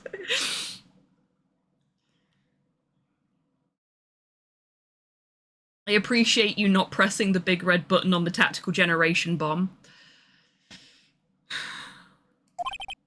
Very well. This court finds the defendant, Mr. Miles Edgeworth, not guilty. Von Karma should really stop tugging on his blazer. I know, right? He's going to put a hole in it if he's not careful. That is all. Court is adjourned. Objection! Did someone just say objection? It wasn't Von Karma. Wait, but that means... no. Edgeworth? Hero Quest is the best game ever made, and anyone who says otherwise is wrong. Your Honor, I object to your judgment. Miles, please, buddy. We have spent days building this case to get you declared innocent because you didn't fucking do it. Unbunch your panties. Own goal time! Miles, I got fucking tased for you! Yeah, exactly. Miles, you drama queen, stop. He just can't help himself. What do you mean? I'm not innocent at all. As we have heard, Yanni Yogi killed Robert Hammond in revenge. But revenge for what? Nick! Edgeworth is trying to confess! He's going to say he's guilty! He's going to tell them he was the murderer in the BL6 incident! He's going to tell them he killed his own dad! Uh-oh. What do I do now?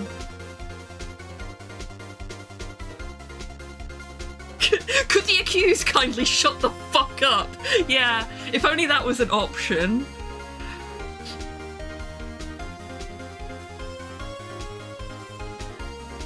It's an ad for OCD medication.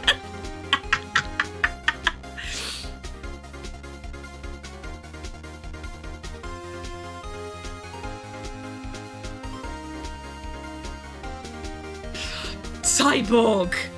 Cyborg! Phrasing. Good grief. Does he just yell objection at the point of climax? Cypher! Don't make me go and get the extra seltzer. Tase Edgeworth, yeah, that'll balance things out.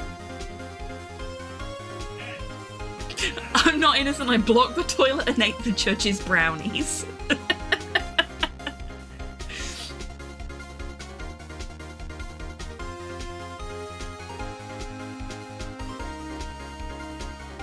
As a prosecutor, I cannot stand an accused being found not guilty. It's a matter of honor. We should probably do something here.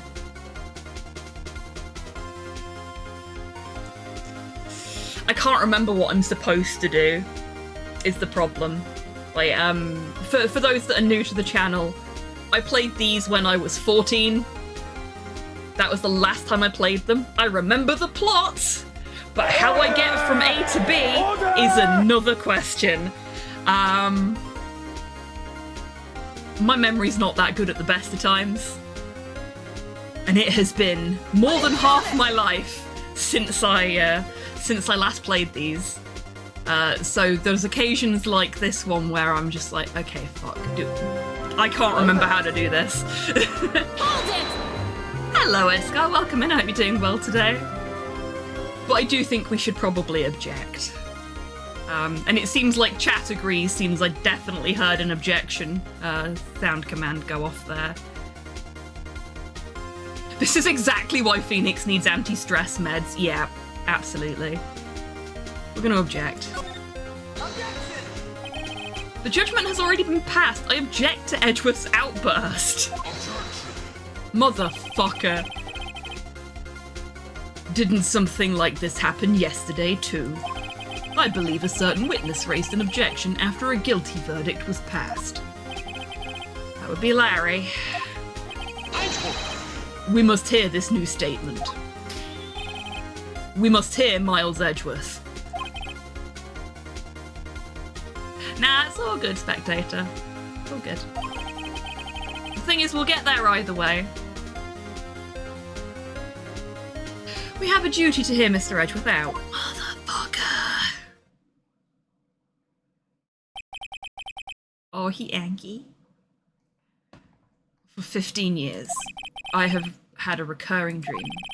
A nightmare. It's only a nightmare. That's what I told myself. But now I know. It wasn't a dream. Yanni Yogi wasn't the killer. You mean, in the incident where your father died? From the distance of the shot, it wasn't suicide, either. Everything was as clear as day. Aww. Edgar, that's lovely, thank you.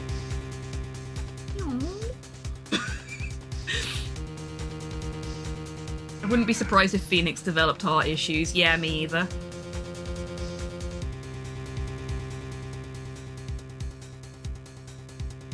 Ooh, what kind of junk food did you get? Tell us all about it. I love junk food. I'm sorry you've had a really bad day though. But I'm glad that I can be part of the thing that brings it up to a slightly better day. And now I'm feeling very vindicated that I decided to stream even though I felt tired after work. Because I very nearly cancelled, but I've clearly, you know, I've done something that's made other people feel happy. And I feel happy too, so I'm glad I streamed today. Everything was as clear as day. The murderer, the criminal in the DL6 incident. It was me.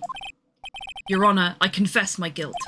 I am guilty for DL6, the statute of limitations of which ends today.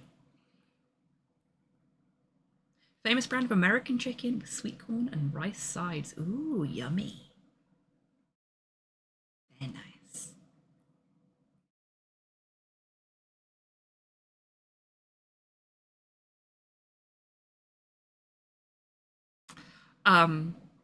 Okay then, Cypher.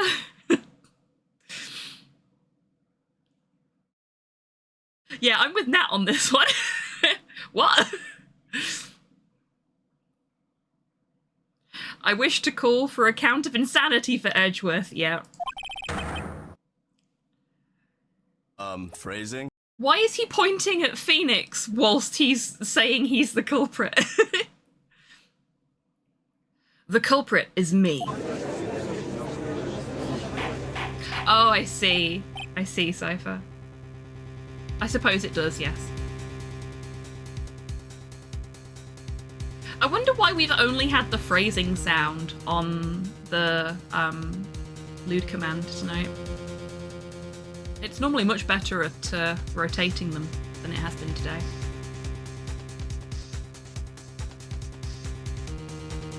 Order! Order! This is certainly unexpected. The defendant declared innocent is confessing to a different crime.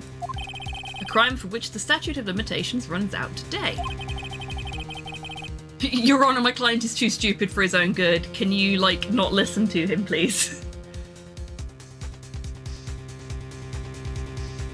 The way he's pointing, it's like he went, the culprit is Phoenix and excellent hair. Yes. Yeah. It's actually just that they've used the same animations that they already had for him, and he's normally pointing in the general direction of Phoenix, because he's normally on the opposite side of the room to him. But it's fun to come up with silly reasons why he's pointing at Phoenix when he's confessing his own guilt. I'm not really sure how I should deal with this. Don't! Just give him a slap on the wrist and send him home. Bah. It's obvious. We hold a trial, right here, right now.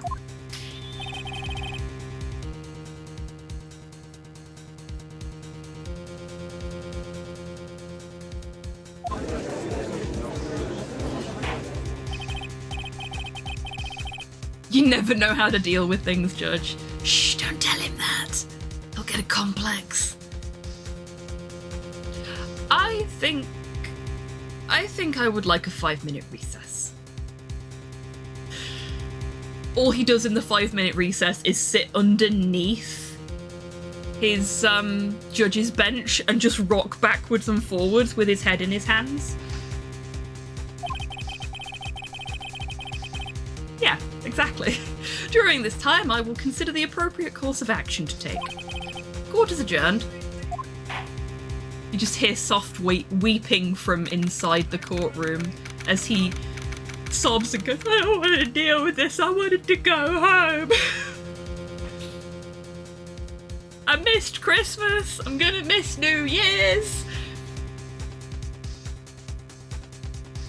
The judge is just a giant muppet, under the bench is Jim Henson. Well done.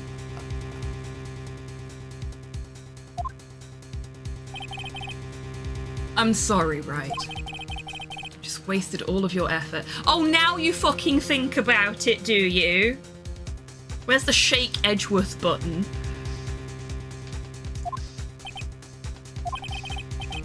Mr. Edgeworth, I don't believe it, sir. I mean, you kill your dad? I didn't want to believe it myself, detective. But it's the truth. I deserve to be punished. Murder is murder. No matter what the circumstances. This is crazy. Just crazy. Nick? What are you doing? Huh? Oh. I was just reading through the court record once more. Getting my case ready. Your case for what? Huh? Isn't it obvious? I'm going to prove that Miles Edgeworth is innocent. What are you talking about, pal? You just admitted to it.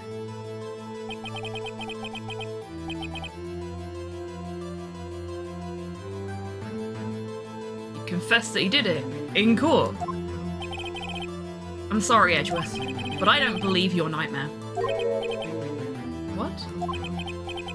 It's just a dream. It's not real. The truth is right here in this court record. In any case, tighten your belts. The real fight is just beginning. can think you did something but not have done it. Exactly. And in fact, if you've been under the control of a person who has been telling you that you did something, or heavily enough implying that you did it for a long enough period of time, then you will begin to believe that you did it, whether the evidence proves otherwise or not. Just saying. Gumshoe, I've spent several cases proving Edgeworth wrong. I think I got this. Phoenix, what are you doing? Phoenix is screaming into a sofa cushion. I mean, that would be my reaction to this bullshit. As can I now. False memories are a thing. They are. And this was a very young, very traumatized boy who was, as a result, a lot more malleable. Screaming is not even muffled. All Phoenix has to do is delay the trial one day, just one day, yeah, and then the statute of limitations expires. But there's no way Von Karma's gonna let that happen. It's time for a filibuster! Keeps them in the courtroom until 1 minute past midnight on the 29th.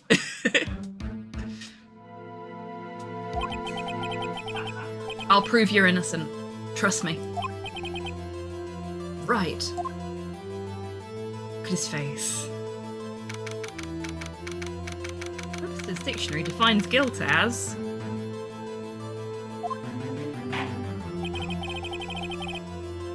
So the creation of Middle-earth was...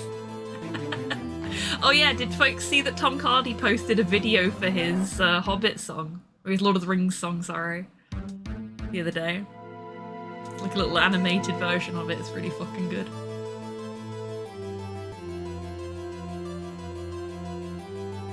What time is it? I call for a 3-hour and 43-minute recess. Yes! The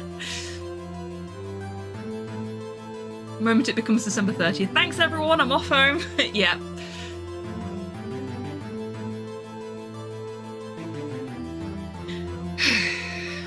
Now then, I would like to resume our trial. Judge, Miles Edgeworth has admitted his own guilt. He has confessed his crime. Let us begin by hearing his testimony. Then, though pointless, let the defense do their cross-examining. The statute of limitations on the DL6 incident runs out today. Though it's unconventional for me, I'd like to run this one by the book. Huh. By the book, he says. Which book? 101 Schemes and Lies?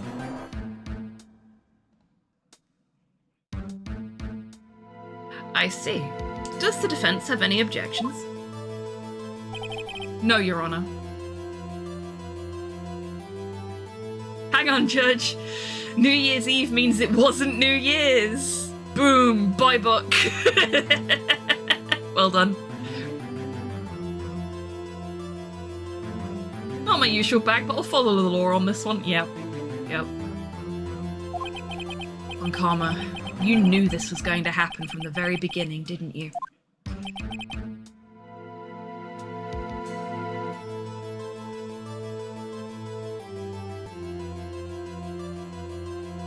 Very well.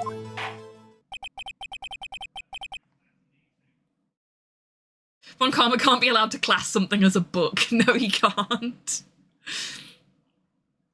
Will Miles Edgeworth take the stand?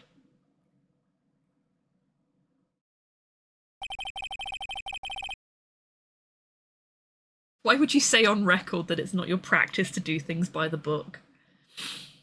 Yeah, that's a very fair point. Like, that's the second time he's shown himself to be fallible. He gave us his pin, and he's admitted on the record to not doing things by the book normally. We have got Von Karma so tilted that he's tripping up and doesn't even fucking realise it. Which is kind of satisfying when you think about it. Will the witness state his name and profession? Miles Edgeworth. I am a prosecuting attorney. Mr. Edgeworth, 15 years ago you mistakenly killed your father, Gregory Edgeworth. Is this correct? It is correct. Then testify about this matter to the court. 7 minutes is all he has to play with you, fuck yeah. When Karma sees the hungry caterpillar as the length of war and peace. I mean, maybe. Miles, please use your milkshake to bring the attorneys to the yard. Oh, they're all running away from him at the minute. When Edgeworth was telling me about his dream yesterday, I noticed something. One detail didn't quite fit. That will be the key. But only if I can get it to work. Please. Please.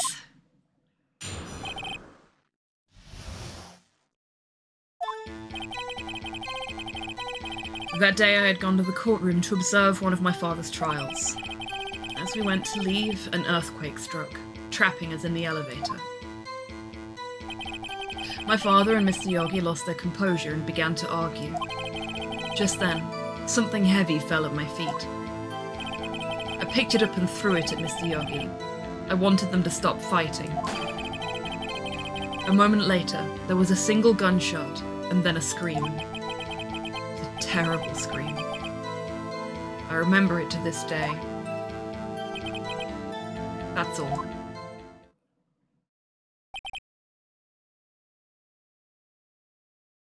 Maya, could you please mess with the court's clock hands? And until now, you thought this memory was a dream? We were stuck in that elevator for 5 hours. The oxygen in the elevator ran out, and I lost my memory of the events. Bah! The same claim Mr. Yogi has made. Very well. Mr. Wright, your cross-examination, please. Yes, Your Honor.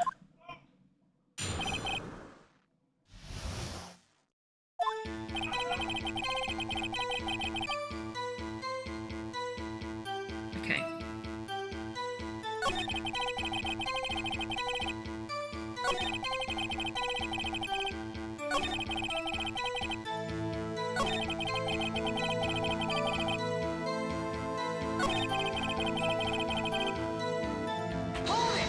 I want to know more about this scream. The gun fired once? Yes. I think after I threw it, I lost consciousness.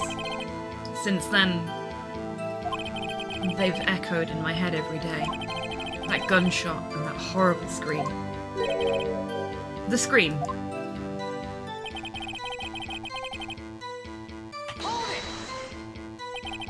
To this day, yes. I can practically hear it now. I doubt I will ever forget that scream as long as I live. There it is. One part of that testimony clearly contradicts the evidence. I don't know what it means. I better find out, and quick. Chewbacca scream. I would do the Chewbacca scream in response to that, Cram, but I'm not very good at it, so I'm not gonna subject you to my terrible Wookiee impression. So we need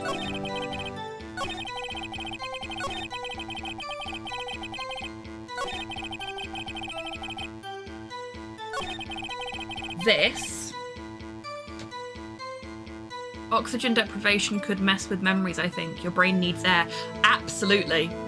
Oxygen deprivation can cause quite severe brain damage if it lasts long enough.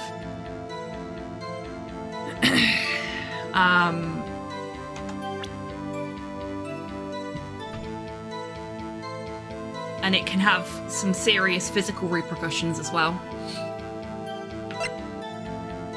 So what we're going to do is we're going to check through our evidence. We've only got 6 minutes until the next break, so we'll check through a bit of evidence, then we'll have the break, and then we'll present something when we come back. Hypoxia, yes, that's what it's called, isn't it?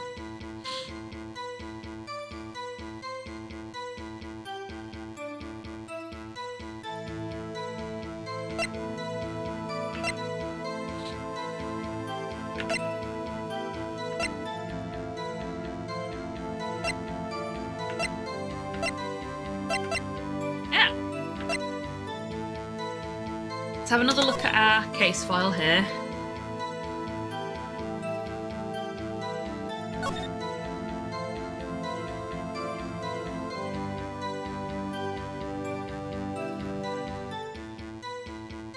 Murder weapon was fired twice. So he only heard one gunshot, but the murder weapon was fired twice. So we've got that. That's our first point of objection. Let's have a look at the photo.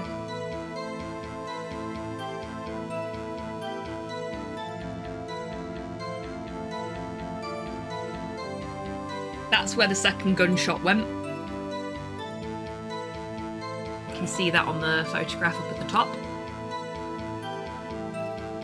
One in the window, one in the dad, exactly.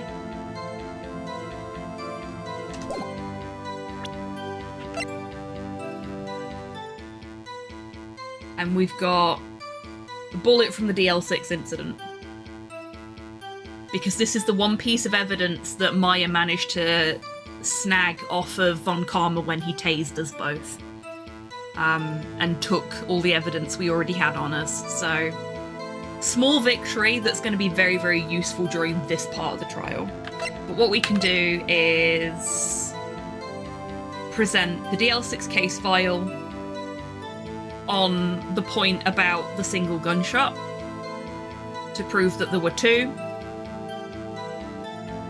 Then we can present the hole in the window, because you're right, that would let air in.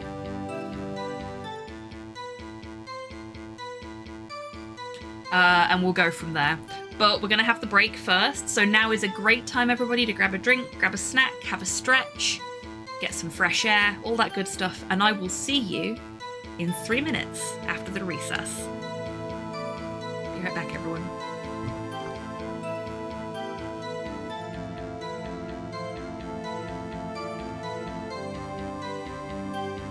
That is the single most powerful lich in all of D&D. That's horrible. I was really hoping you didn't see that.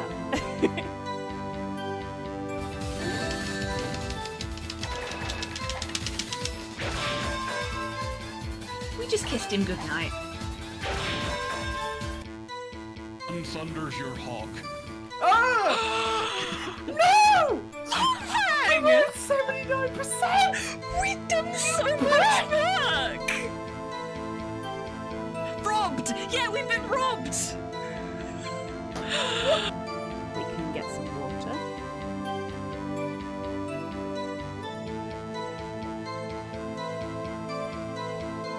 Fuck. I put the bear trap down and then stepped in it.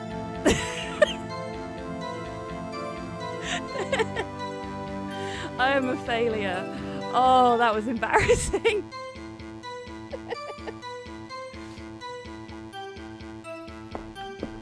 Yeah, that's the front door. You know what? I've had it with you lot. I'm fucking taking this with me. This is my record now. Fuck the lot of you. I'm out of here. I'm out of ammo. Okay. Time to kill God with an SMG.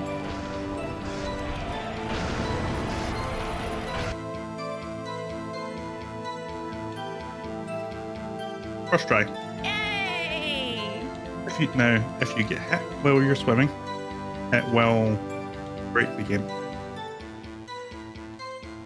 Because when you get hit, it will cancel your fake flipper, but also the game doesn't know where it wants to put you because you weren't on safeguard on this screen. I would. Oops.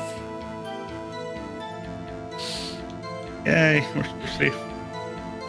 Kind of. Okay, I was gonna say I might just get hit so I can see what happens, but now we know. Now we know. That's great. I'm gonna give him a little bit of yellow and see if it helps. Is this supposed to start working now or later? Okay, yellow did not help. Red?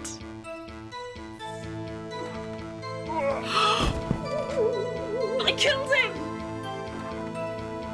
Welcome back from the break, everybody. I hope you're all feeling refreshed. Oh fuck, I need to hide the body! That was such a fun little game. I need to play more of it, even if it's not on stream. Okay, we've got some evidence to prevent. That clip was so Mario Party. Okay, you're gonna have to explain that to me.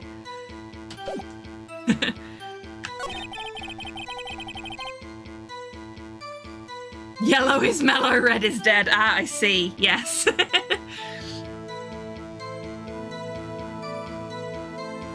I say this every time the clip comes up, but in my defense, he was being really obtuse about what was wrong with him, so it was really hard to tell what medicine to prescribe. Oh shoot, I hit the wrong button.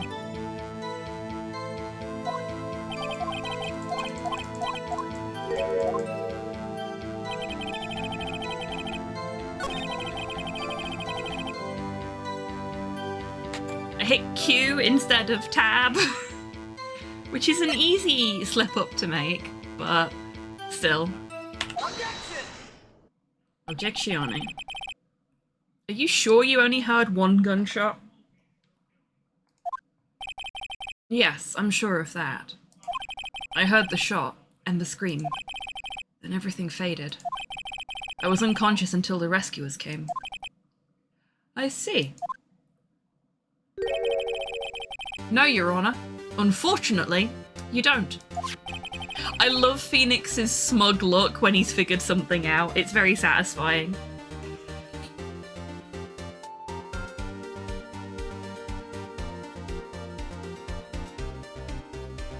Would a gunshot in a confined space be loud enough to stop Edgeworth hearing the second one? Oh yeah, absolutely. Especially as a kid as well, because kids generally have much better hearing. Like a much better range of being able to hear than adults do. As we get older, our hearing dulls.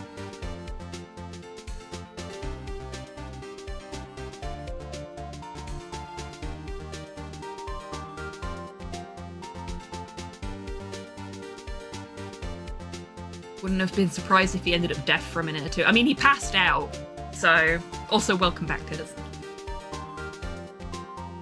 Sorry if you came back earlier and I didn't see you drop back into chat. I hope your dinner was nice.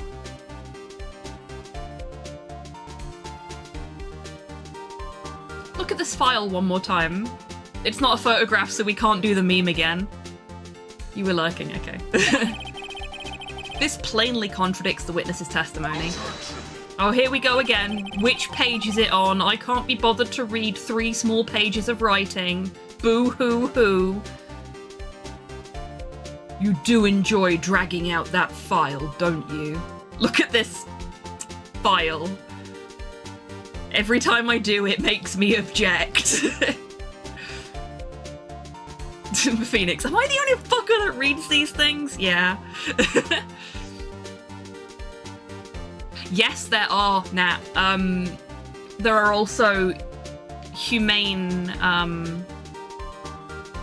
like, they're not mouse traps, but they're mouse deterrents, I guess, that you can plug into a socket and they emit a really high frequency noise that chases mice away. But when I was a kid, my hearing was good enough that I could hear it, and I begged my mum to unplug the one that we had in our house because it gave me headaches. Yeah, Nat's managed to make it work, even if it's not the right word. Well done, Nat. I don't accept this evidence, unless you can tell us what page it's on. This is just Von Karma trying to avoid the fact that he's been illiterate his entire career, isn't it?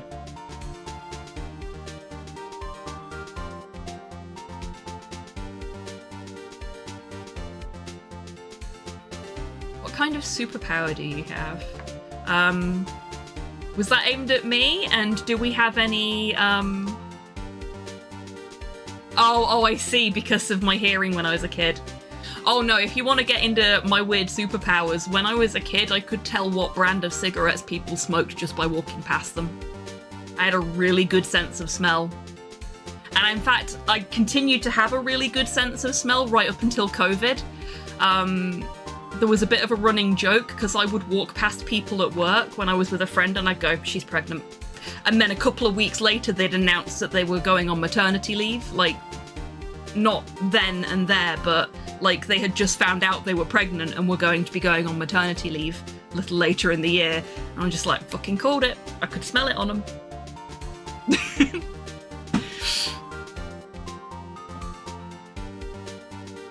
I do. I had a super sniffer. But then COVID hit and now I do not.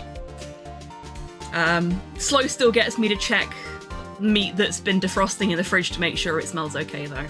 It's still super enough for that. But yeah, the running joke among my friend group is that the reason I got 3 chronic illnesses in quick succession is because the universe needed to nerf me because I was too powerful. And when I think about things like the fact that I could tell if somebody was pregnant just by the smell as they passed me, and the fact that I couldn't cope with animal deterrents, maybe my friends are right. There's something fundamentally wrong with me, but in a fun way. They, spectator. I use they, them pronouns. But yes, apparently I know too much.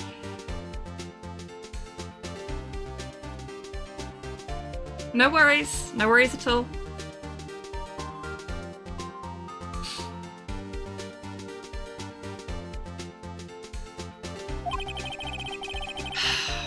Just fucking read it, Von Karma. It's not hard. I've actually forgotten which page it's on now, because I'm not your fucking nanny. You should be able to do this yourself. Victim data.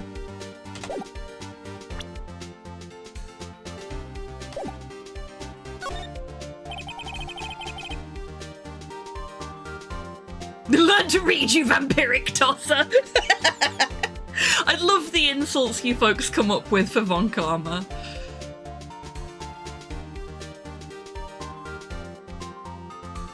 Hey, this human child is able to do things that we can't, which makes it uniquely sensitive and skilled. Wow, how defective.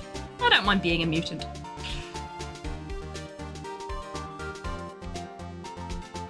So tonight we have learned about parrots, body language, Edgeworth is a fucking idiot, and Von Karma can't read. Yes.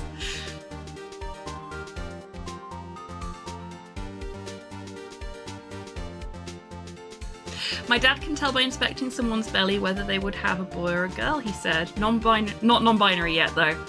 He'll get there. MBs take practice. Defective and effective is just a consonant swap. It's very true. Look at the victim data in this file. It says it quite plainly. The murder weapon was fired twice.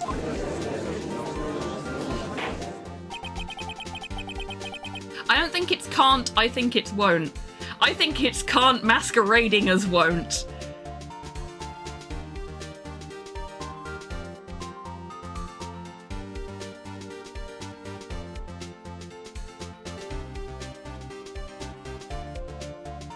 Miles Edgeworth only heard one gunshot, yet the murder weapon was fired twice. The first shot was the accidental firing when the pistol was thrown. So who fired the remaining shot?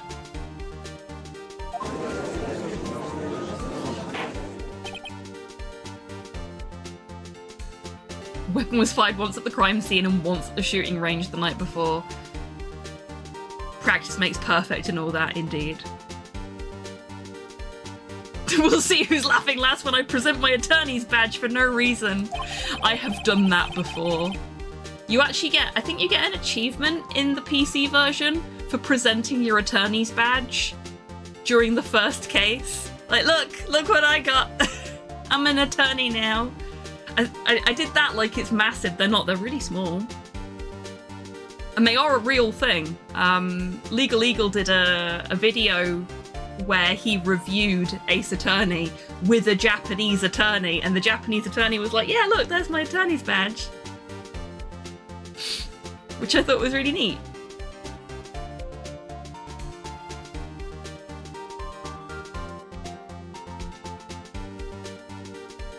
Yes, there is also a moment where you reassure someone by showing them your badge. It's the best one to cock up on. Really? I didn't know that. I've just always presented the badge straight away.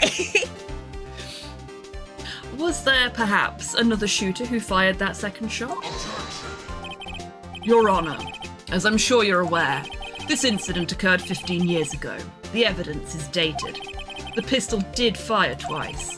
However, we do not know when that second shot was fired. It might have been fired the day before the incident. There is no proof that the second shot had anything to do with this incident. Oh, really?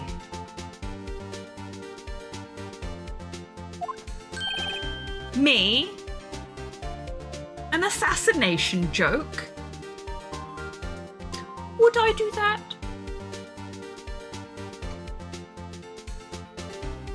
Show him the grassy knoll.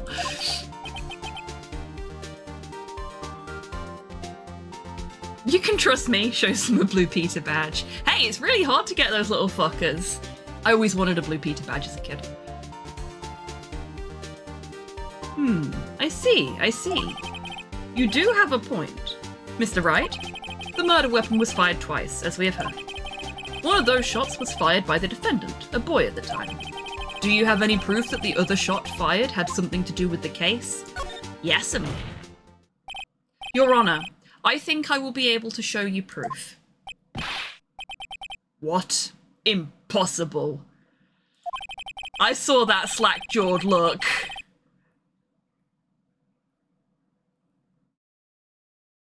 Oh, I wouldn't do that if I were you, Nat. Now, Mr. Von Karma. Save your surprise for after you've seen the evidence. Dude, don't set me up for a fall like that. Very well, Mr. Wright. Show us your proof. Do you have evidence that the second firing of the pistol is related to the incident? Where's that fucking photograph? There.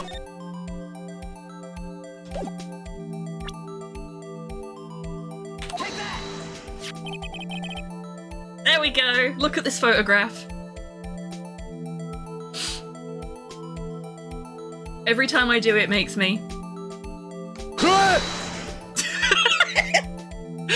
Wrong language for what I was going for there, but thank you, Chibi-tan.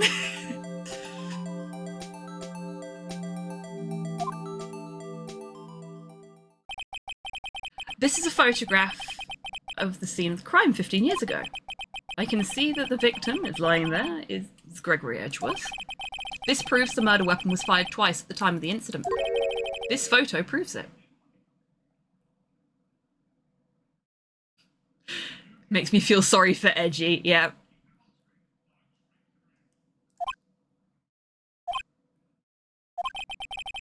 So let me get this straight. This photo proves 2 shots were fired? Where? Can you count to 2, Mr. Von Karma? Say it with me now. 1 gunshot. Ah, ah, ah. 2 gunshots. Your Honor, please, get a clue.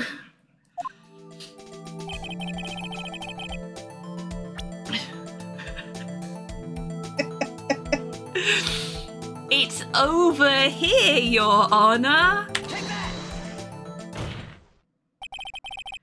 As should be obvious, the contradiction is here. I see. A bullet hole in the door. Your Honor, Gregory Edgeworth was killed by a shot from the pistol. Yet there is also a bullet hole in the elevator door. We also know that the murder weapon was fired twice. Thus, someone other than Edgeworth fired that second shot. Do we need to get you a blue dog, Your Honor? Order! Order! Mr. Wright, what are you driving at?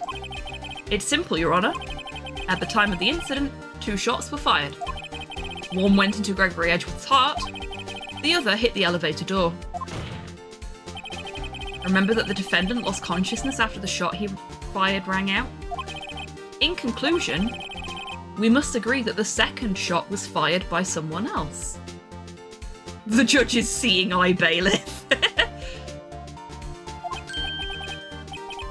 Mr. Wright, who could that someone else be?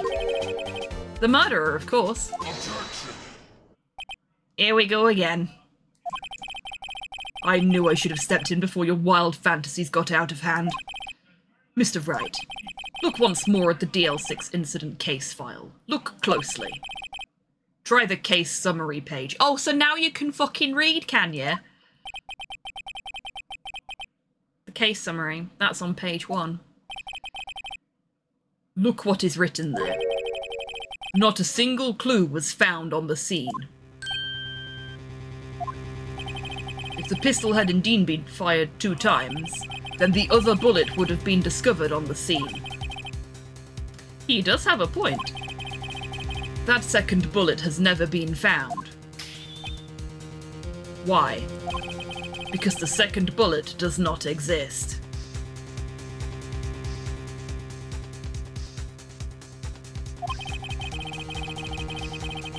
The bullet that claimed Gregory Edgeworth's life was the one fired by his own son. That is the truth of this matter. The whole truth. It was undoubtedly something else that made that bullet hole in the door. And what would you think made a bullet hole in the door? Honestly. Reads when it helps him, yeah. Order! I will have order!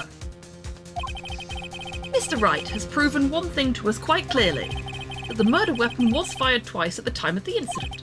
However, as Mr. Von Karma says, the second bullet fired was not found. Order! Order! It is highly unlikely that the police merely overlooked this second bullet. So all we have is the single bullet fired. I'm afraid I have to discount the defence's claim. I praise the judge for his wisdom in this matter. Ugh. How did this happen? I don't believe that the second bullet didn't exist. Was I wrong? Have I been wrong about this whole incident? What are you doing, Nick? Why aren't you raising an objection? I'm sorry, Maya. What? It looks like I was wrong.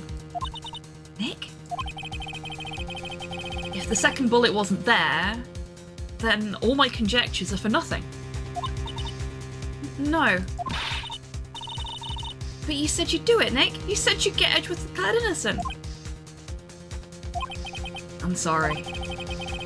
It's just, when I saw the photograph, I thought that 2 shots had been fired.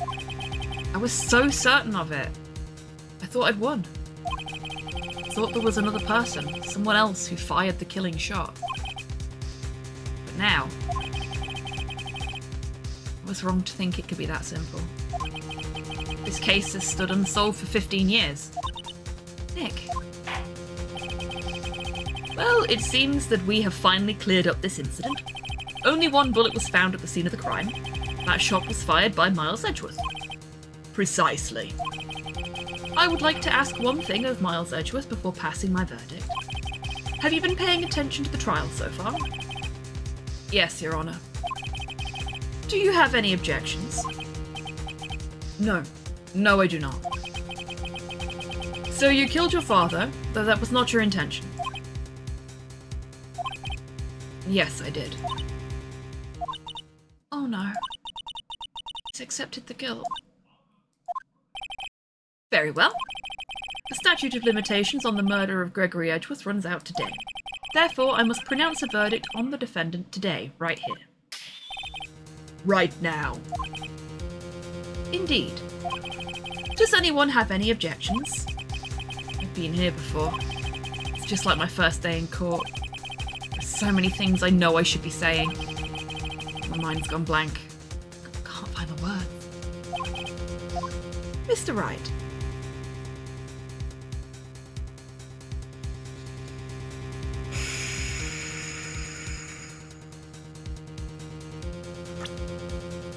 We're gonna do a cheeky little save. And that way, if we fuck it up, we don't have to go through too much extra stuff.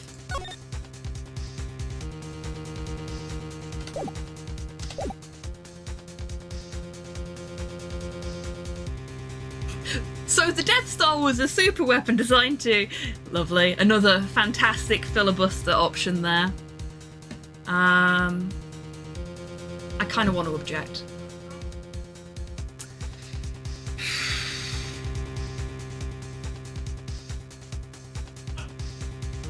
Okay. Your Honor, I object. How can there be a bullet hole not caused by a bullet? Yeah, exactly.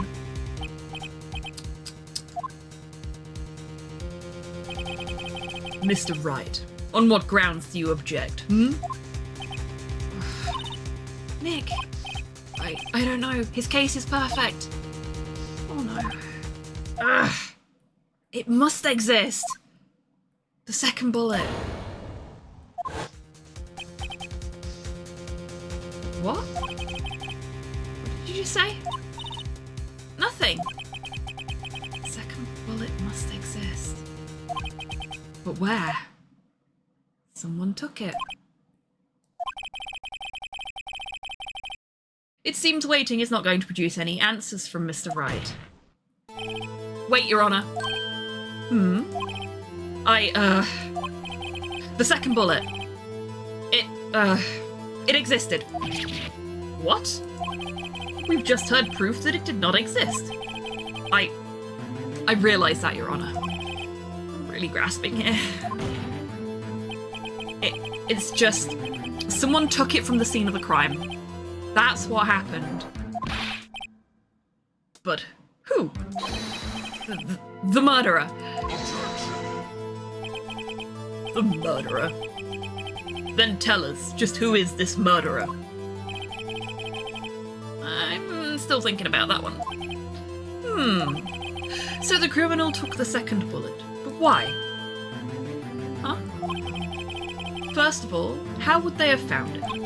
It's not easy to find a stray bullet, Mr. Wright.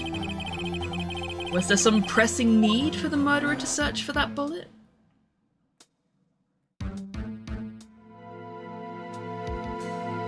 The second bullet is stuck for 15 years in Mr. Edgeworth's impeccable hair. Conjecture that the bullet doesn't exist, let's be real, abso-fucking-lutely. I think the murderer had to find it. Otherwise, we've got no leg to stand on here. So I'm gonna say that. Of course there was a need.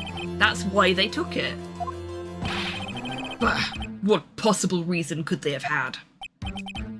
Well, the reason the murderer took the bullet away from the scene with them is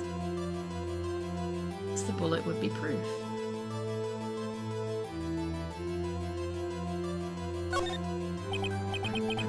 Maybe they thought that the bullet would be used as proof? Proof? It was a special bullet, so they took it with them. If that was the case, then they should have taken the bullet from inside Gregory as well. Huh? Why would they only take the one of the two shots fired? Oh, right. Mr. Wright, have you really thought this through? I'm going to have to penalise you. Oh, fine. Fine. Fucking penalise me. Fucking penalise me. This isn't going so well. Okay, it's put us back here, which means we selected the wrong answer here. The murderer didn't need it. Why would the murderer have spent the time to look for the stray bullet? I haven't got a clue. What's wrong, Mr. Wright? The murderer had no reason to take that bullet. You didn't want to admit it, but it's true. You tried digging a bullet out of someone without disturbing the body. I know, right? It was embedded in his heart as well. It wasn't like it was just near the surface somewhere. You would have had to get right in there. You would have left all sorts of forensic evidence all over the place.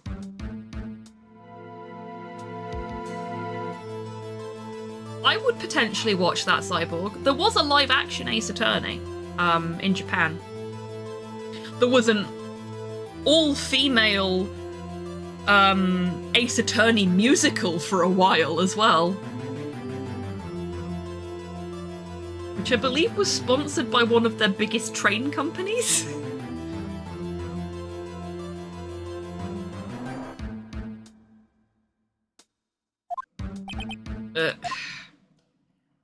Had to take it. Had to take it. The murderer? What does that mean?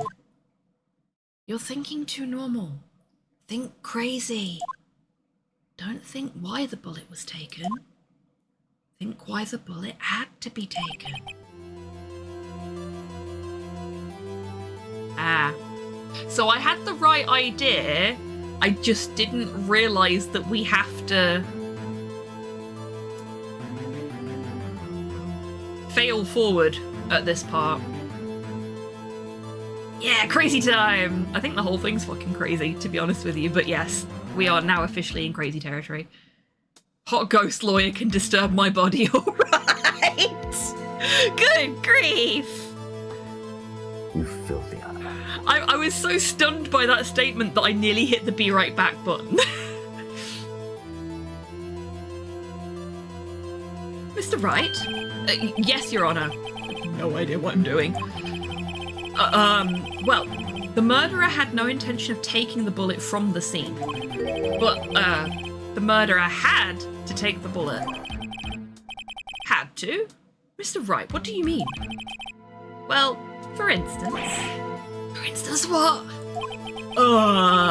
Maybe the bullet, hit the murderer? The bullet hit the murderer? Just saying, for instance. I mean, if it hit you, you would have to take it with you, wouldn't you? It's not like you could perform surgery right there. You know? Please buy this. Please buy this. Wait a second. I was just talking off the top of my head, but what if that's what really happened? Let me get this straight. So at the time of the murder, the murderer themselves was shot, and they left with the second bullet still inside of them, thus leaving only one bullet at the crime scene. Yes. I guess that's how it would work, yes. But there's a problem with that.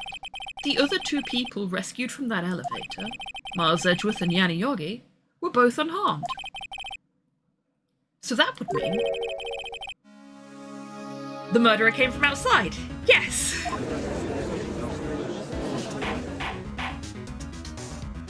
Can't wait for this conjecture to be rejected. Two men fight inside the elevator.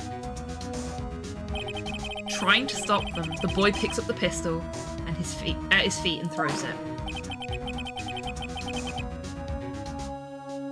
Pistol discharges, and the bullet goes through the elevator door and hits the murderer outside.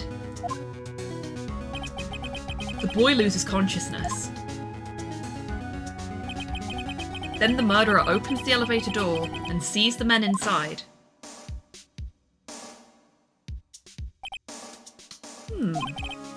Mr. Wright, you are truly the most unpredictable defense attorney I've ever known. I can tell you're grasping, yet I cannot deny the possibility of what you say. What are you saying? Deny it! Deny it! No one involved with the incident was wounded. There was no murderer. No one was wounded at the time of the incident? He's right, I can't think of anyone. Hey, Nick! Huh? I just thought of something really crazy. Crazy? Remember what Mr. Grossberg said yesterday? Gregory Edgeworth dealt a blow to his perfect trial record. Wow. It must have been quite a shock for Von Karma. He took a vacation for several months after that, you see. Yes, an unusual event for the man. That was the first and the last vacation he's taken in his many years of prosecuting. What if Von Karma didn't take that vacation because of shock? But took it because he was injured? Which would mean... it could only mean one thing. He was the murderer in the DL6 incident. He was the man who shot Gregory Edgeworth. It was Von Karma. Oh man. Is something wrong, Mr. Wright? You seem dazed. No, Your Honor. Well, you have indicated the possibility that the murderer came from outside. Can you give us the name of your suspect? Oh, should I come out and say it now?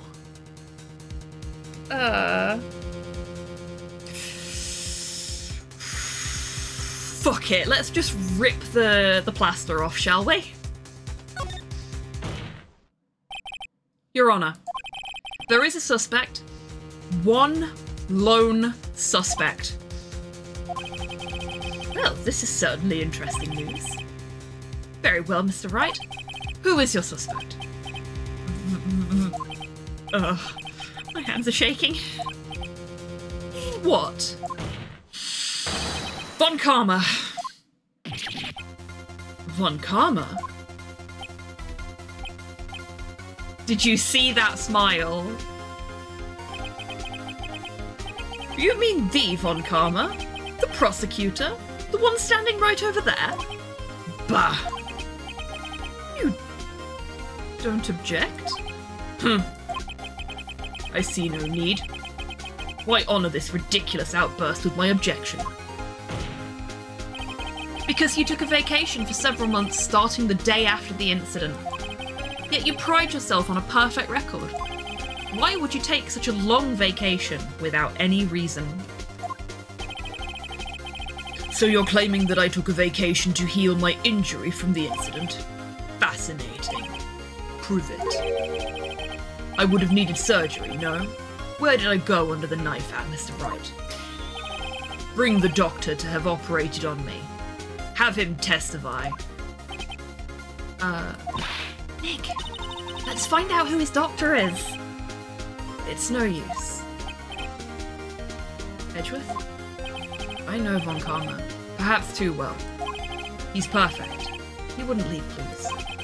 He probably didn't undergo surgery. That would leave a doctor as a witness. Ugh. Nobody's that perfect.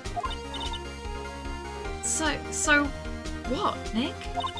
Did Von Karma pull the bullet out by himself? That's insane! No, he couldn't have. You can't just pull bullets out of yourself. Wait, what does that mean? That bullet has to be somewhere, but where?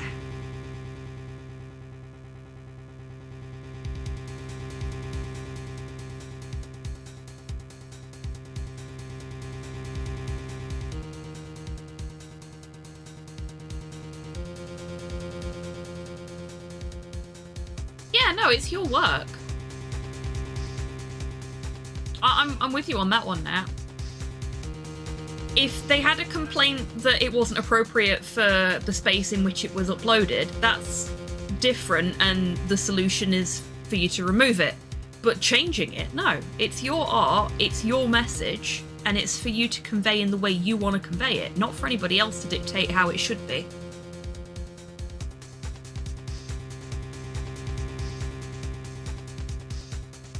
The bullet's still in him, it would come up on the metal detector. It would, Buff. Well, Mr. Wright, can you produce evidence to prove that I was shot? I mean, technically, potentially. It's whether you're gonna agree to let me wave a metal detector in your face or not.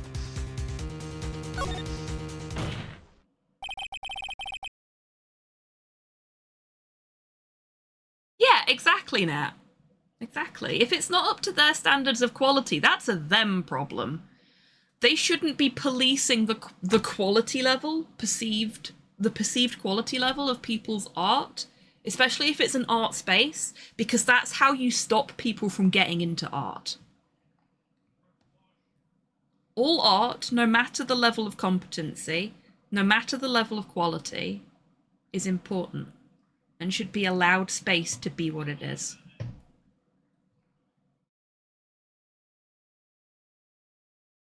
Bullet won't show up on a metal detector. My mum has a titanium hip. That doesn't set them off.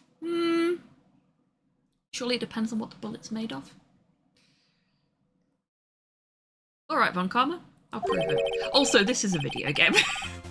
This is exactly what we're supposed to do. And I'll even use evidence. I know how you like it so much. What? The evidence that proves Von Karma was shot is... Throws a metal detector across the courtroom at him. Von Karma is perfect. He wouldn't risk surgery, leaving an evidence trail. So then I ask, where is that bullet now? I think it's unlikely that Von Karma performed surgery on himself. You don't mean... Yes, I do. There is the possibility that the bullet is still inside of Von Karma.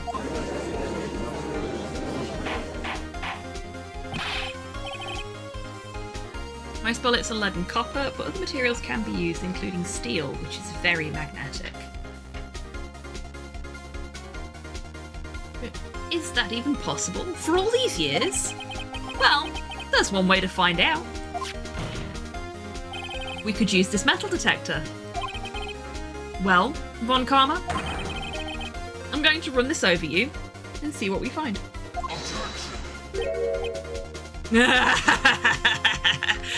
Take it in, chat. We've got him now.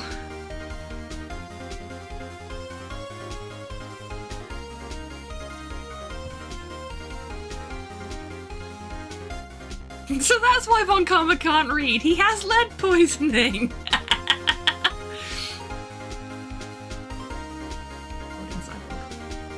Oh dear, my good joke button's broken. Try again. Nope, good joke button's broken. I'm not allowed to praise anybody's jokes today. I refuse. Thank you. You refuse? But refusing this means... You acknowledge that the bullet is still inside you? Order! Order! Order! Your Honor, the defense requests that we be allowed to use the metal detector. Judge, I call for a suspension of this trial. Order! This is an invasion of privacy. The statute of limitations runs out on this case today. It was you who said we had to end this right here, right now.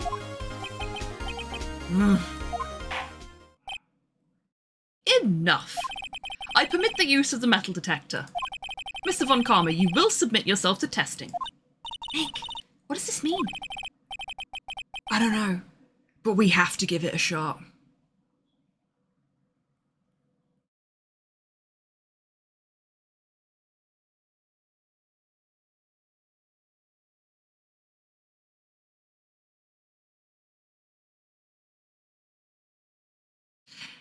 Yeah, that's really shitty behaviour on their part.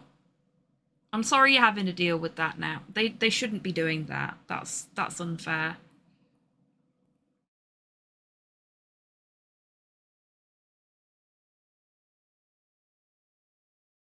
I'd rather he didn't, Cyborg.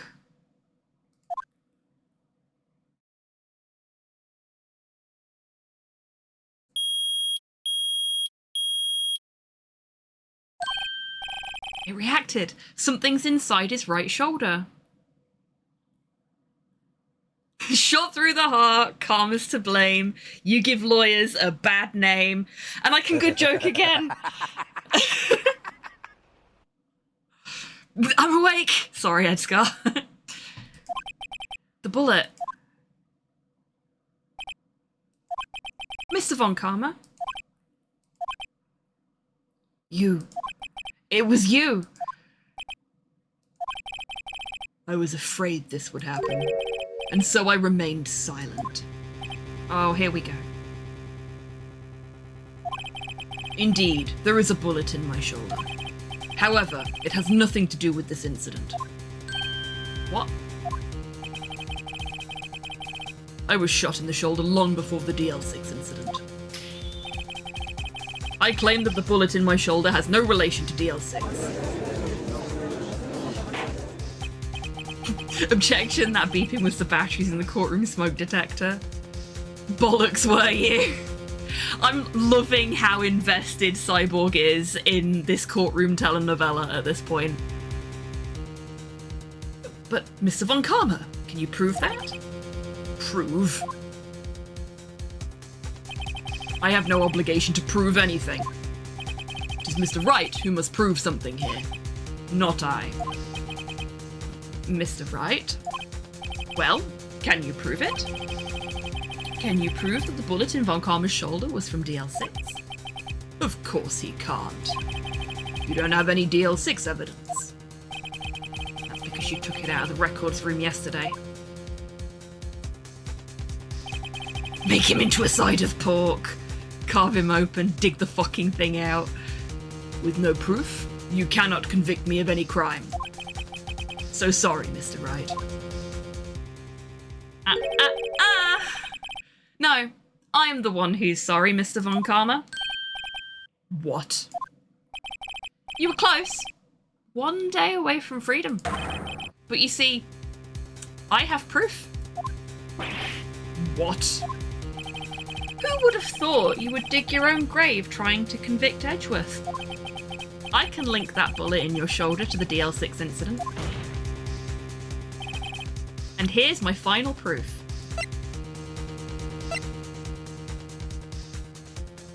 Take that! That's a bullet? Where did you get that? This is the bullet used in the DL6 incident. This was taken from the heart of the victim, Mr. Gregory Edgeworth. The bullet is preserved quite nicely, with all the ballistic markings intact. Ballistic markings? You may recall the term. It came up in the first trial 2 days ago. Ballistic markings are the fingerprints of a weapon. All bullets fired from a gun are marked with that weapon's unique pattern. By examining the markings, you can tell which weapon fired the bullet. This is true. They are as unique as fingerprints. Which is really quite impressive when you think about it. It's quite accurate. You have to be very well trained to be able to do it, though. You see, he inscribed his bullets with "I'm number one." We have 2 bullets in our possession. One, the bullet removed from Gregory Edgeworth's heart. The other, Mr. Von Karma, is the bullet buried in your shoulder. We could analyse both bullets. Then, if the markings matched, we would know that both bullets had been fired from the same gun.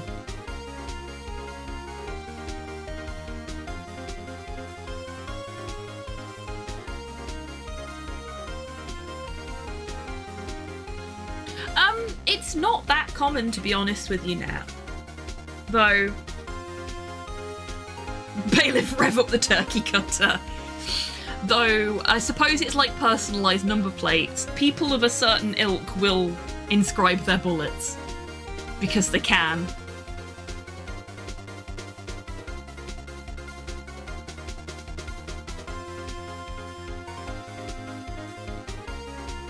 Batman really was bullshitting when he was checking bullets for fingerprints. Well, a bullet embedded in somebody's shoulder absolutely won't have a fingerprint left on it.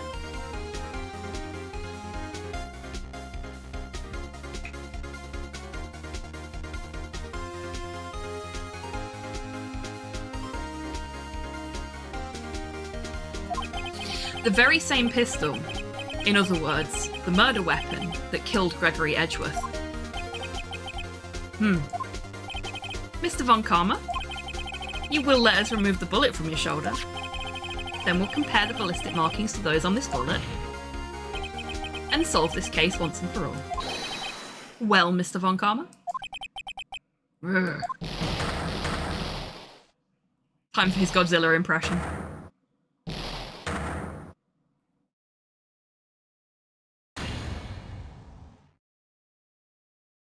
That scream.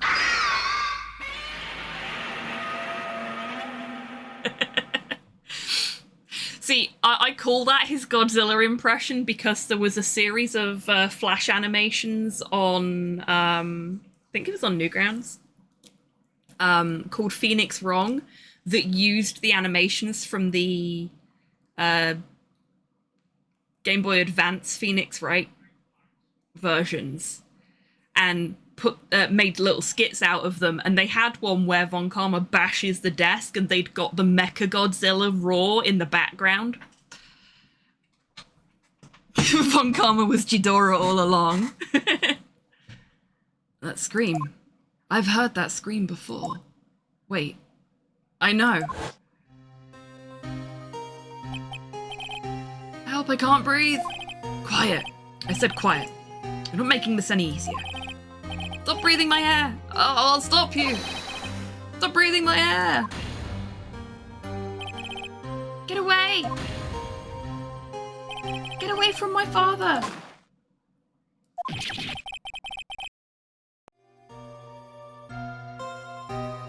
Oh, fuck, who shot me?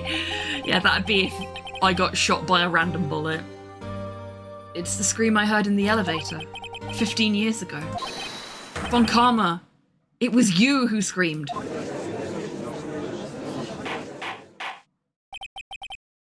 Mr. Von Karma? Edgeworth, only you would defy me. So, it was you.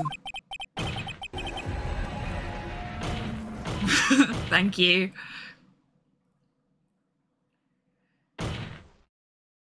You and your father are my curse.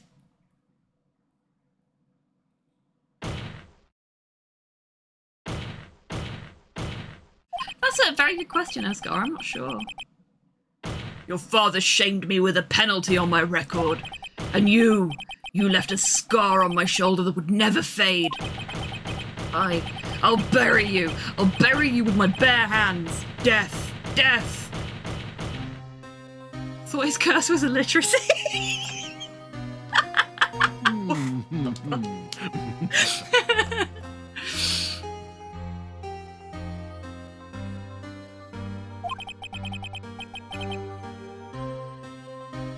Chief Prosecutor, I'm sorry.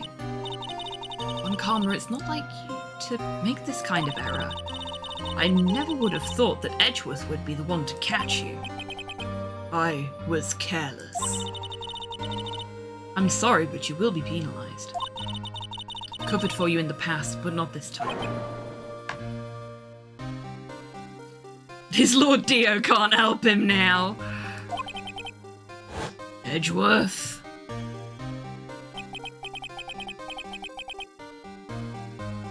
Shock like none I'd ever known. Me, penalized. Took hours for me to regain my composure. Suddenly, I found myself in the darkness. I was in the court records room. I must have wandered in there without thinking where I was going. The room was pitch black. The lights must have gone out. I went out into the hall and felt my way to the elevator. I pressed the button, but nothing happened. Then, there was a noise. I was in pain. A horrible burning pain in my shoulder. Just then the lights came back on. The elevator door opened before my eyes. I saw 3 people inside, all lying unconscious from oxygen deprivation. Much to my surprise, a pistol lay at my feet. I knew then it was destiny.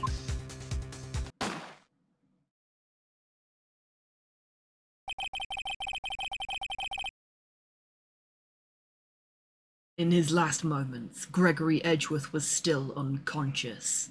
Ooh, free gun, yoink. He died never knowing who had shot him. Later, he spoke through a medium, blaming Mr. Yogi. He was fooled. It was the perfect crime.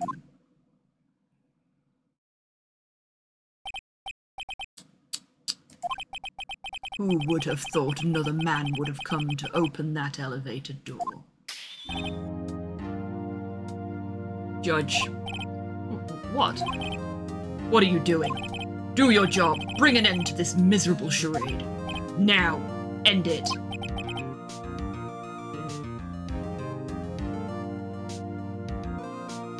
I lost once, so I killed someone. Yeah. It's like something out of fucking Balan Wonderworld. Very well.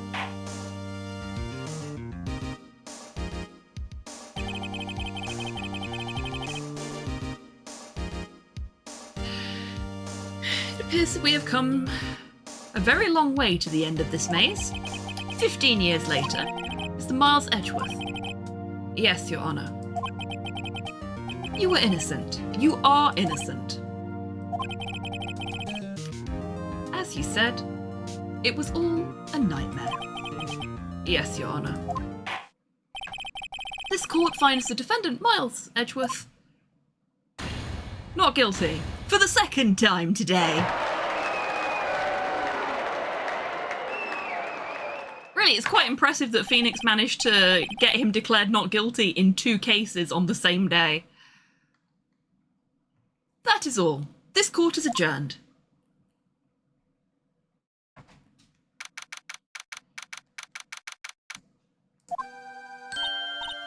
Nick, we did it! Did you see his face? Von Karma looked even paler than usual. He's pretending to be all cool, but inside he crushed him, Nick. Crushed! I gotta say, I'm impressed. It was pretty close, though. I was sure we'd had it. I know. I was on the verge of tears the whole time myself. But now it's all just a good memory. So, it's finally over, Edgeworth. Right. Yeah? I'm not sure how to say this. I know! Try thank you. Oh, I see. Thank you. Right. You're welcome. I love you long time. I think you could have done better than that. Sorry, I'm not good at this sort of thing. You got a lot to learn, Edgeworth. She's got you there. Whoop. That's the sound of the police. Amazing, pal. You pulled through just like I thought you would. I'll never forget this. I owe you one, pal. And tonight, let's party. Dinner's on me. Yeah, my salary went down a bit this month. But who cares? See, Mr. Edgeworth? You should take a lesson from Detective Gumshoe. That's how you say thank you. I see. Whoop. I feel foolish. Don't worry. Take it a little time. You'll get used to it. That's the ah-ha-ha-ha-ha of this game, really, isn't it? It's been 15 years since I've seen Edgeworth this unguarded. Hey, y'all! Lotta! Y'all were great in there. Thank you. Yo, Edgeworth, congrats! Thank you all very much. I knew you were innocent from the start, of course. Just look at you. You wouldn't stick your hand in the cookie jar even if there was no one there. You were the witness on the first day of the trial, weren't you? Yep. Well, let bygones be bygones, eh? Speaking of which, what are you doing now, Lotta? Who, me? Oh, I went back to college. Gave up trying to be an investigative photographer pretty quick. Really? That's too bad. Huh? Isn't that the hot dog guy from the park? Huh? It's over, Nick! My life is over! Why the sad face, Larry? What happened now? Oh, Nick, I'm not long for this world. You don't look sick. It's Beyonce. She's going to live in Paris. Paris, Nick. She's leaving me behind. Should have seen that coming. Yo, Edgy, there you are. Yes, here I am. Congrats, Edgy. Here's a little gift from me in celebration. Celebration? That's unusual for you. Ooh, if we have a mod in chat, could you press the snooze button on that for me, please? I'm blocked out of being able to snooze things again. Harry Butts, you come along tonight too. My treat, pal. Huh? Oh, thanks. Looking forward to it. Yo, Nick. That's the suit that questioned me. When he says treat, that's not police talk for prison food, right? Right? I think you'll be fine, Larry.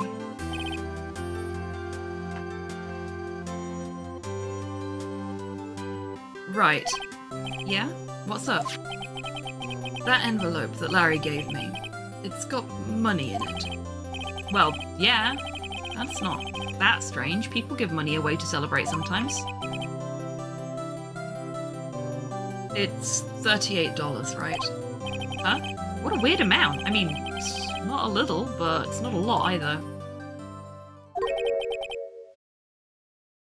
38 exactly? Nick? Wasn't that exactly the amount of lunch money that was stolen from Mr. Edgeworth in school? 38. No. No, Larry, it was you? What are you so surprised about, right? Huh? Larry was absent that day from school, right? But that doesn't automatically rule him out as a suspect. What? Think back to that day 15 years ago. Larry took the day off, but he was bored, so he came into school anyway. Then he saw the money lying there, and the rest is history. I never was good at history. Edgeworth, you didn't know, did you? I suspected.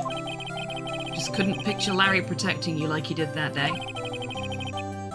Everyone else was saying you did it. The whole class was against you, remember? Yeah, too well. Right, you may not know this, but we used to have a saying back in school. When something smells, it's usually the butts. I know. Really, Bright. I'm surprised you didn't figure it out. Well, this sure is an unexpected turn of events, eh? Edgeworth? You should have told me! Now, Nick. It was 15 years ago. Don't you think the statute of limitations has run out, Mr. Edgeworth? I'd say so, yes. There you have it. What does that leave me? I became a defense attorney because of what you two did. Well, you have always been something of an insufferable emotionalist. Yeah, and you get worked up too easily, too. Larry, I hate to break it to you, buddy. Death. The death sentence for both of you. Man, if I only had known, I'd have become a prosecutor. The same goes for me, only the other way around. For the longest time, I thought that I mightn't have killed my own father. Thought I might be a criminal. I became a prosecutor in part to punish myself. If I had known the truth, I might have become a defense attorney after all. Edgeworth. Want to switch, right? Hey, y'all. Line up, I'll take a photo. Hey, photo time, let's go! And after that, dinner on me. Detective Gumshoe took us out on the town that night. We celebrated Edgeworth's newfound freedom. even though Edgeworth himself was still in detention.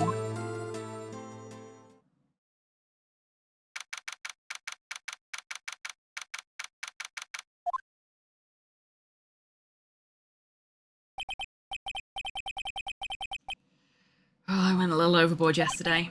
My head hurts. Huh? Still only 5? Maybe I should go back to sleep. Hmm? What's this? A letter? Good morning, Nick. You were really impressive yesterday. Seeing you, it made me think about what I'm doing here. I'm a spirit medium.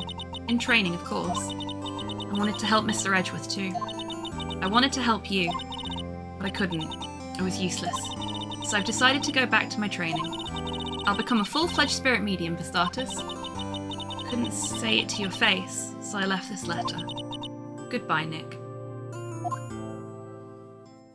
Okay, I think we may be in a break now, if not very soon.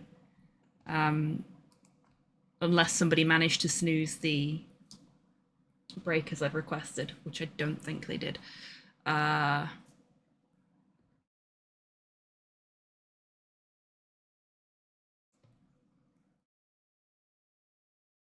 Just looking at Twitch in case it comes up with the ad break.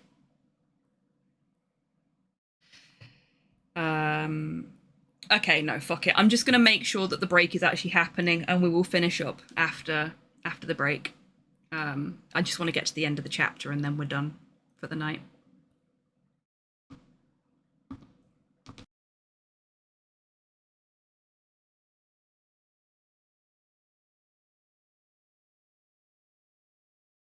I'm gonna give him a little bit of yellow and see if it helps.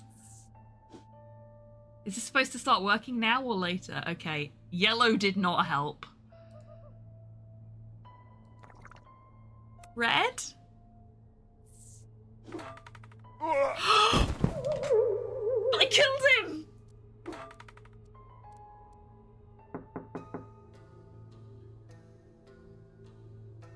Oh fuck, I need to hide the body!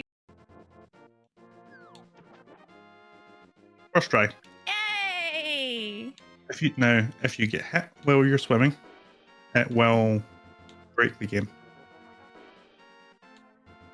Because when you get hit, it'll cancel your fake flipper, but also the game doesn't know where it wants to put you because you weren't on safe ground on this screen. I would. Oops. Yay, we're safe. Kind of. Okay, I was gonna say I might just get hit so I can see what happens, but now we know. Now we know. That's great. That's fine. Just pick the one you'd most want to boink. Okay, Tidders, get ready with a poll, I think. I think that's how this is going to end up going. They ruined my life. There will be no boink. Okay, no, I'm dead. End the stream. Oh, fuck.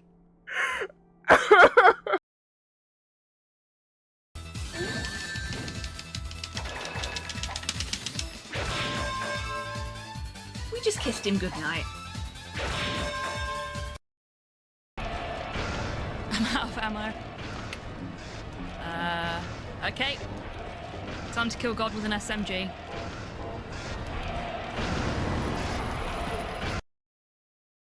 This is the latest masterpiece of fantasy storytelling from Lucasfilm's Brian Moriarty.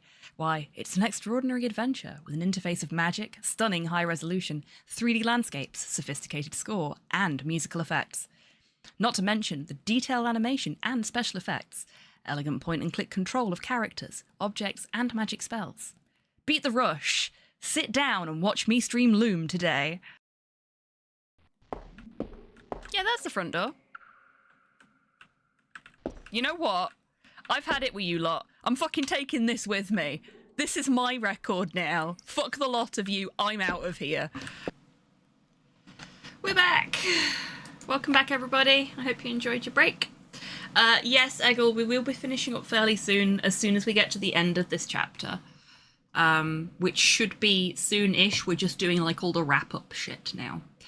Because in the original version of the game, this was the last episode on the cartridge?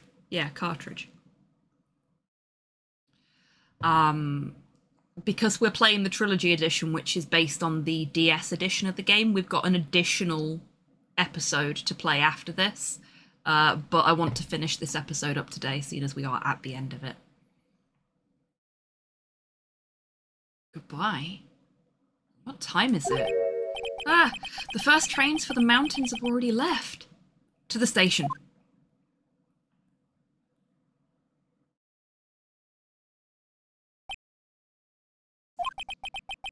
Guess I'm too late. Hey! Nick! Maya! So, you're leaving? Yeah. It's hard being a spirit medium who can't talk to spirits. And I think you'll do fine without me, Nick. Be good, okay?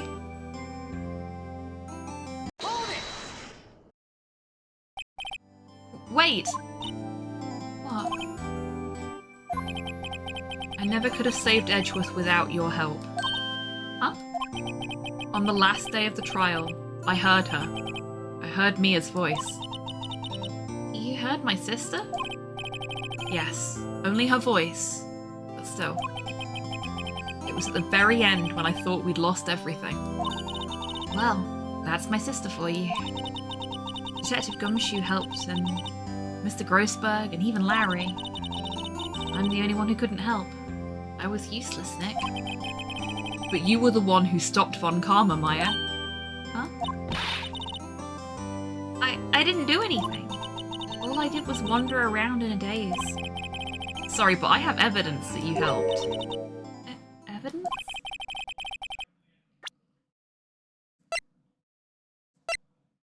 Take that! A bullet?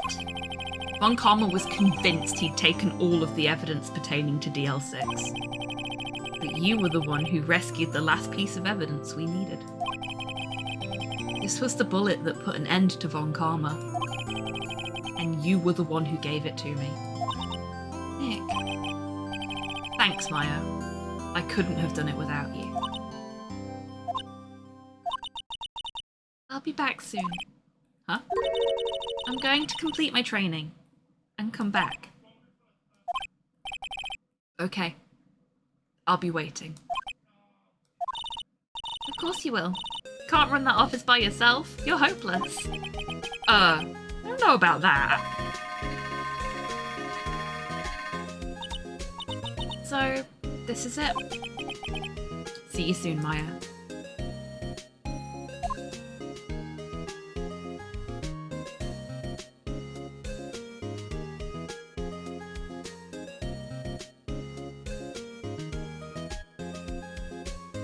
I'm sorry to hear that, Eggle. I hope things are picking up for her now. And so my story ends. Time to turn a new page and say goodbye to the novice defense attorney that I once was. It's really lovely, isn't it? Wait until you see the final one. Now a new story begins.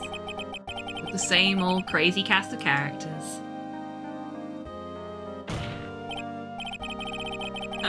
Don't think you've graduated yet, amateur. Mr. Wright, perhaps you'd like to rethink that claim? Yes, Your Honor. I've got a bad feeling about this.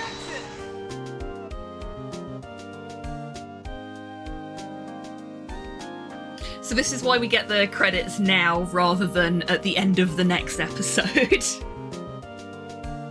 Hey, pal. Mr. Edgeworth came down to the precinct to wish me a happy new year. Talk about a pleasant surprise.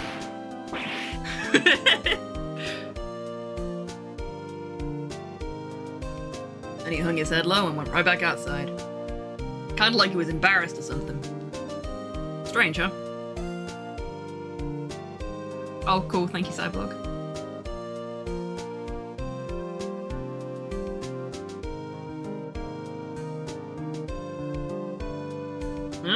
Nick? Haven't seen him lately. Who, me? I've been working at a cheese shop. Missy's a nice lady. Oh, she's in Hawaii right now, yeah. Which one was Missy?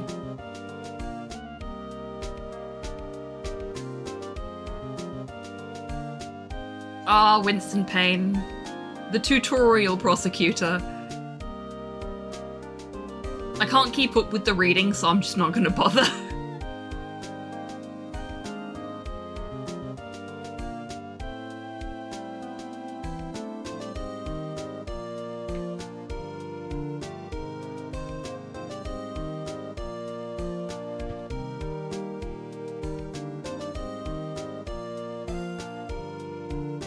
This game was clearly made by people who cared.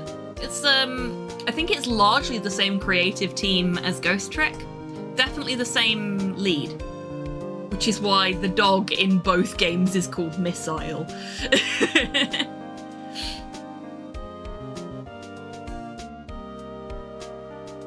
But yeah. It's not just a satire of the Japanese legal system, and a scathing one at that, but it's also a really well-crafted story. It doesn't take itself too seriously, which I think is super important for a story like this. Like, it's dealing with something that's pretty fucking grim, but it knows how to have fun with it, and it knows when to inject some brevity. And the characters are all, I say, looking at old bag pulling her scary face. They're all really charming in their own right.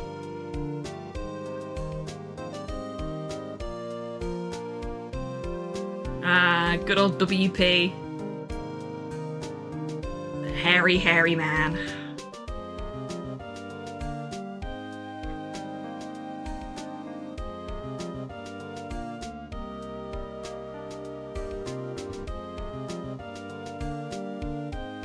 So I think the next game, I know we've still technically got a chapter of this to play, but I think the next game in the chronology is actually the one that I was given to play on stream, because this was all a lead up to the one that I was given by the devs, or by the publishers, I should say.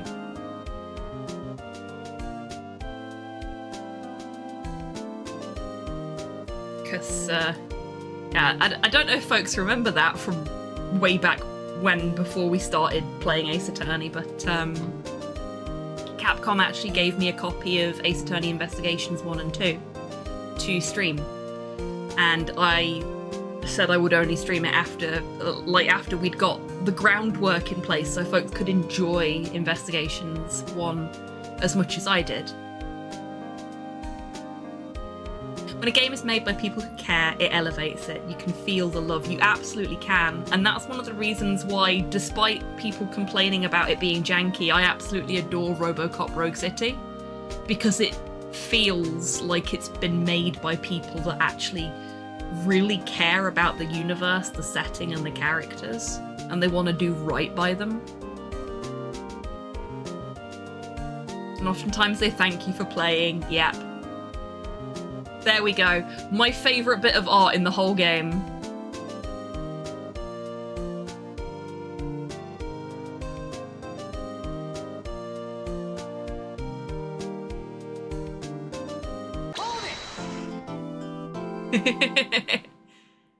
There we go. We've only got one episode left. And then we move on to the next game in the franchise. But as I explained to folks when I came back from my hiatus, when we get to the next game, we will not be playing it on Wednesdays. So once Ace Attorney 1 is finished, we will be moving Ace Attorney to Fridays. So it'll be, we'll finish Ratchet and Clank, then we'll start the next Ace Attorney game, then we will play Banjo-Kazooie, because that's on my play this list as well, and then we'll play the next Ace Attorney game after that. So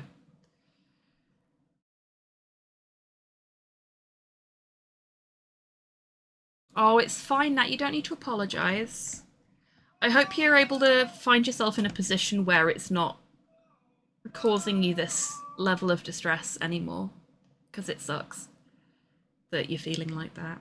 So really enjoyed the stream and socializing with you in chat. I'm glad. I'm really, really glad. Okay, let's see what you've put in.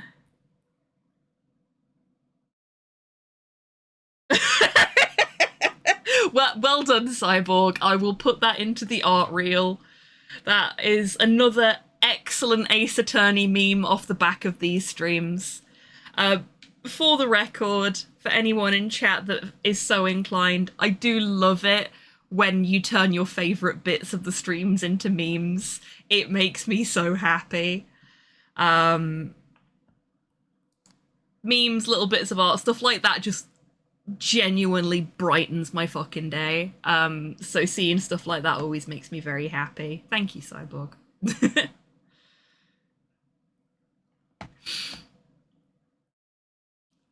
Yeah, Hobby Right vs. Sora is one of my favourites from the Ace Attorney playthrough, but I must admit, the surprise of the piece of art Christian did of me in my Ace Attorney garb, which I know we haven't been wearing for the last couple of streams because I've not been getting off of work in time to get dressed up.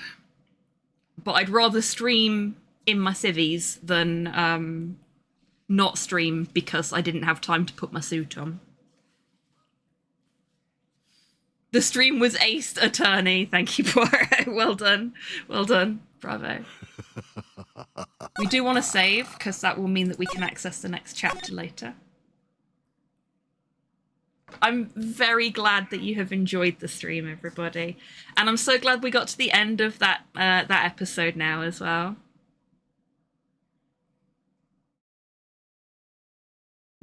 I can easily imagine an Ace Attorney character whose whole thing is hobby stuff, like miniatures, and they are called hobby something. Oh yeah, absolutely. I would, if I was in a better financial position, that's the kind of thing where I'd find an artist that does that style of art and just be like, turn me into an Ace Attorney character, please. Just like, if I had the money, I would pay the artist that does Disco Elysium style portraits to do me a Disco Elysium style portrait as well. Hobbycraft, excellent, love it. No worries, Cyborg, you take care. Thank you very much for being here. It's been lovely to have you. We are gonna finish up for the night because I've got some stuff to do before I go to bed. And it's a lot later than I'd normally finish up because I was having fun and I wanted to finish the episode today. So, massive thank you everyone for coming along today. I hope you've had as much fun as I have. It certainly sounds like you have, so that's great. Chibi should have... Yes, Chibi has said in chat you can nominate Ace Attorney for various awards for next year's Retro Raccoon Awards. By clicking on that link, that will take you to the Discord channel. If you're not in the Discord, you will have to like join it first, but that's fine. We're always happy to have new folks in the Discord. Thank you, Torpor, and to you too.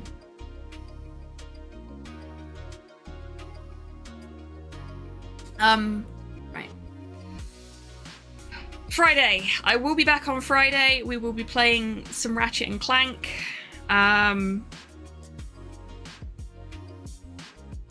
And on Saturday, we'll be playing some more, unless Dee's busy. I don't think he's busy this weekend.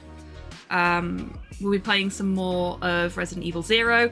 I have got past the annoying leech man from Saturday, so we're in a reasonably good position to carry on, and I've made sure that I didn't miss any cutscenes or anything out, so you'll get the full Resident Evil 0 experience on stream, other than me bashing my head against the same leech man over and over again. Let's see, who can I send you over to today? Oh, I know where we're gonna go. We're gonna go and see Mr. Matt Internet. Mr. Matt Internet is a friend of the channel. He is the host of Low Res, the comedy gaming panel show on which I have guested multiple times. He is currently playing Eat Led, the Return of Matt Hazard, which means he's probably practicing for a race. So that will be very good fun. Right. Oh, geez. Ace Attorney is doing things it shouldn't. I'm just going to Alt F4 it. There we go. Sorted. Right. Hopefully I'll see you all on Wednesday. Wednesday? No, Friday. We are on Wednesday now. Hopefully I'll see you all on Friday. But until I do see you next, take care of yourselves. Take care of each other. Wash your fucking evidence. And have a wonderful rest of your week, everyone, however you're spending it. Now, go wish Mr.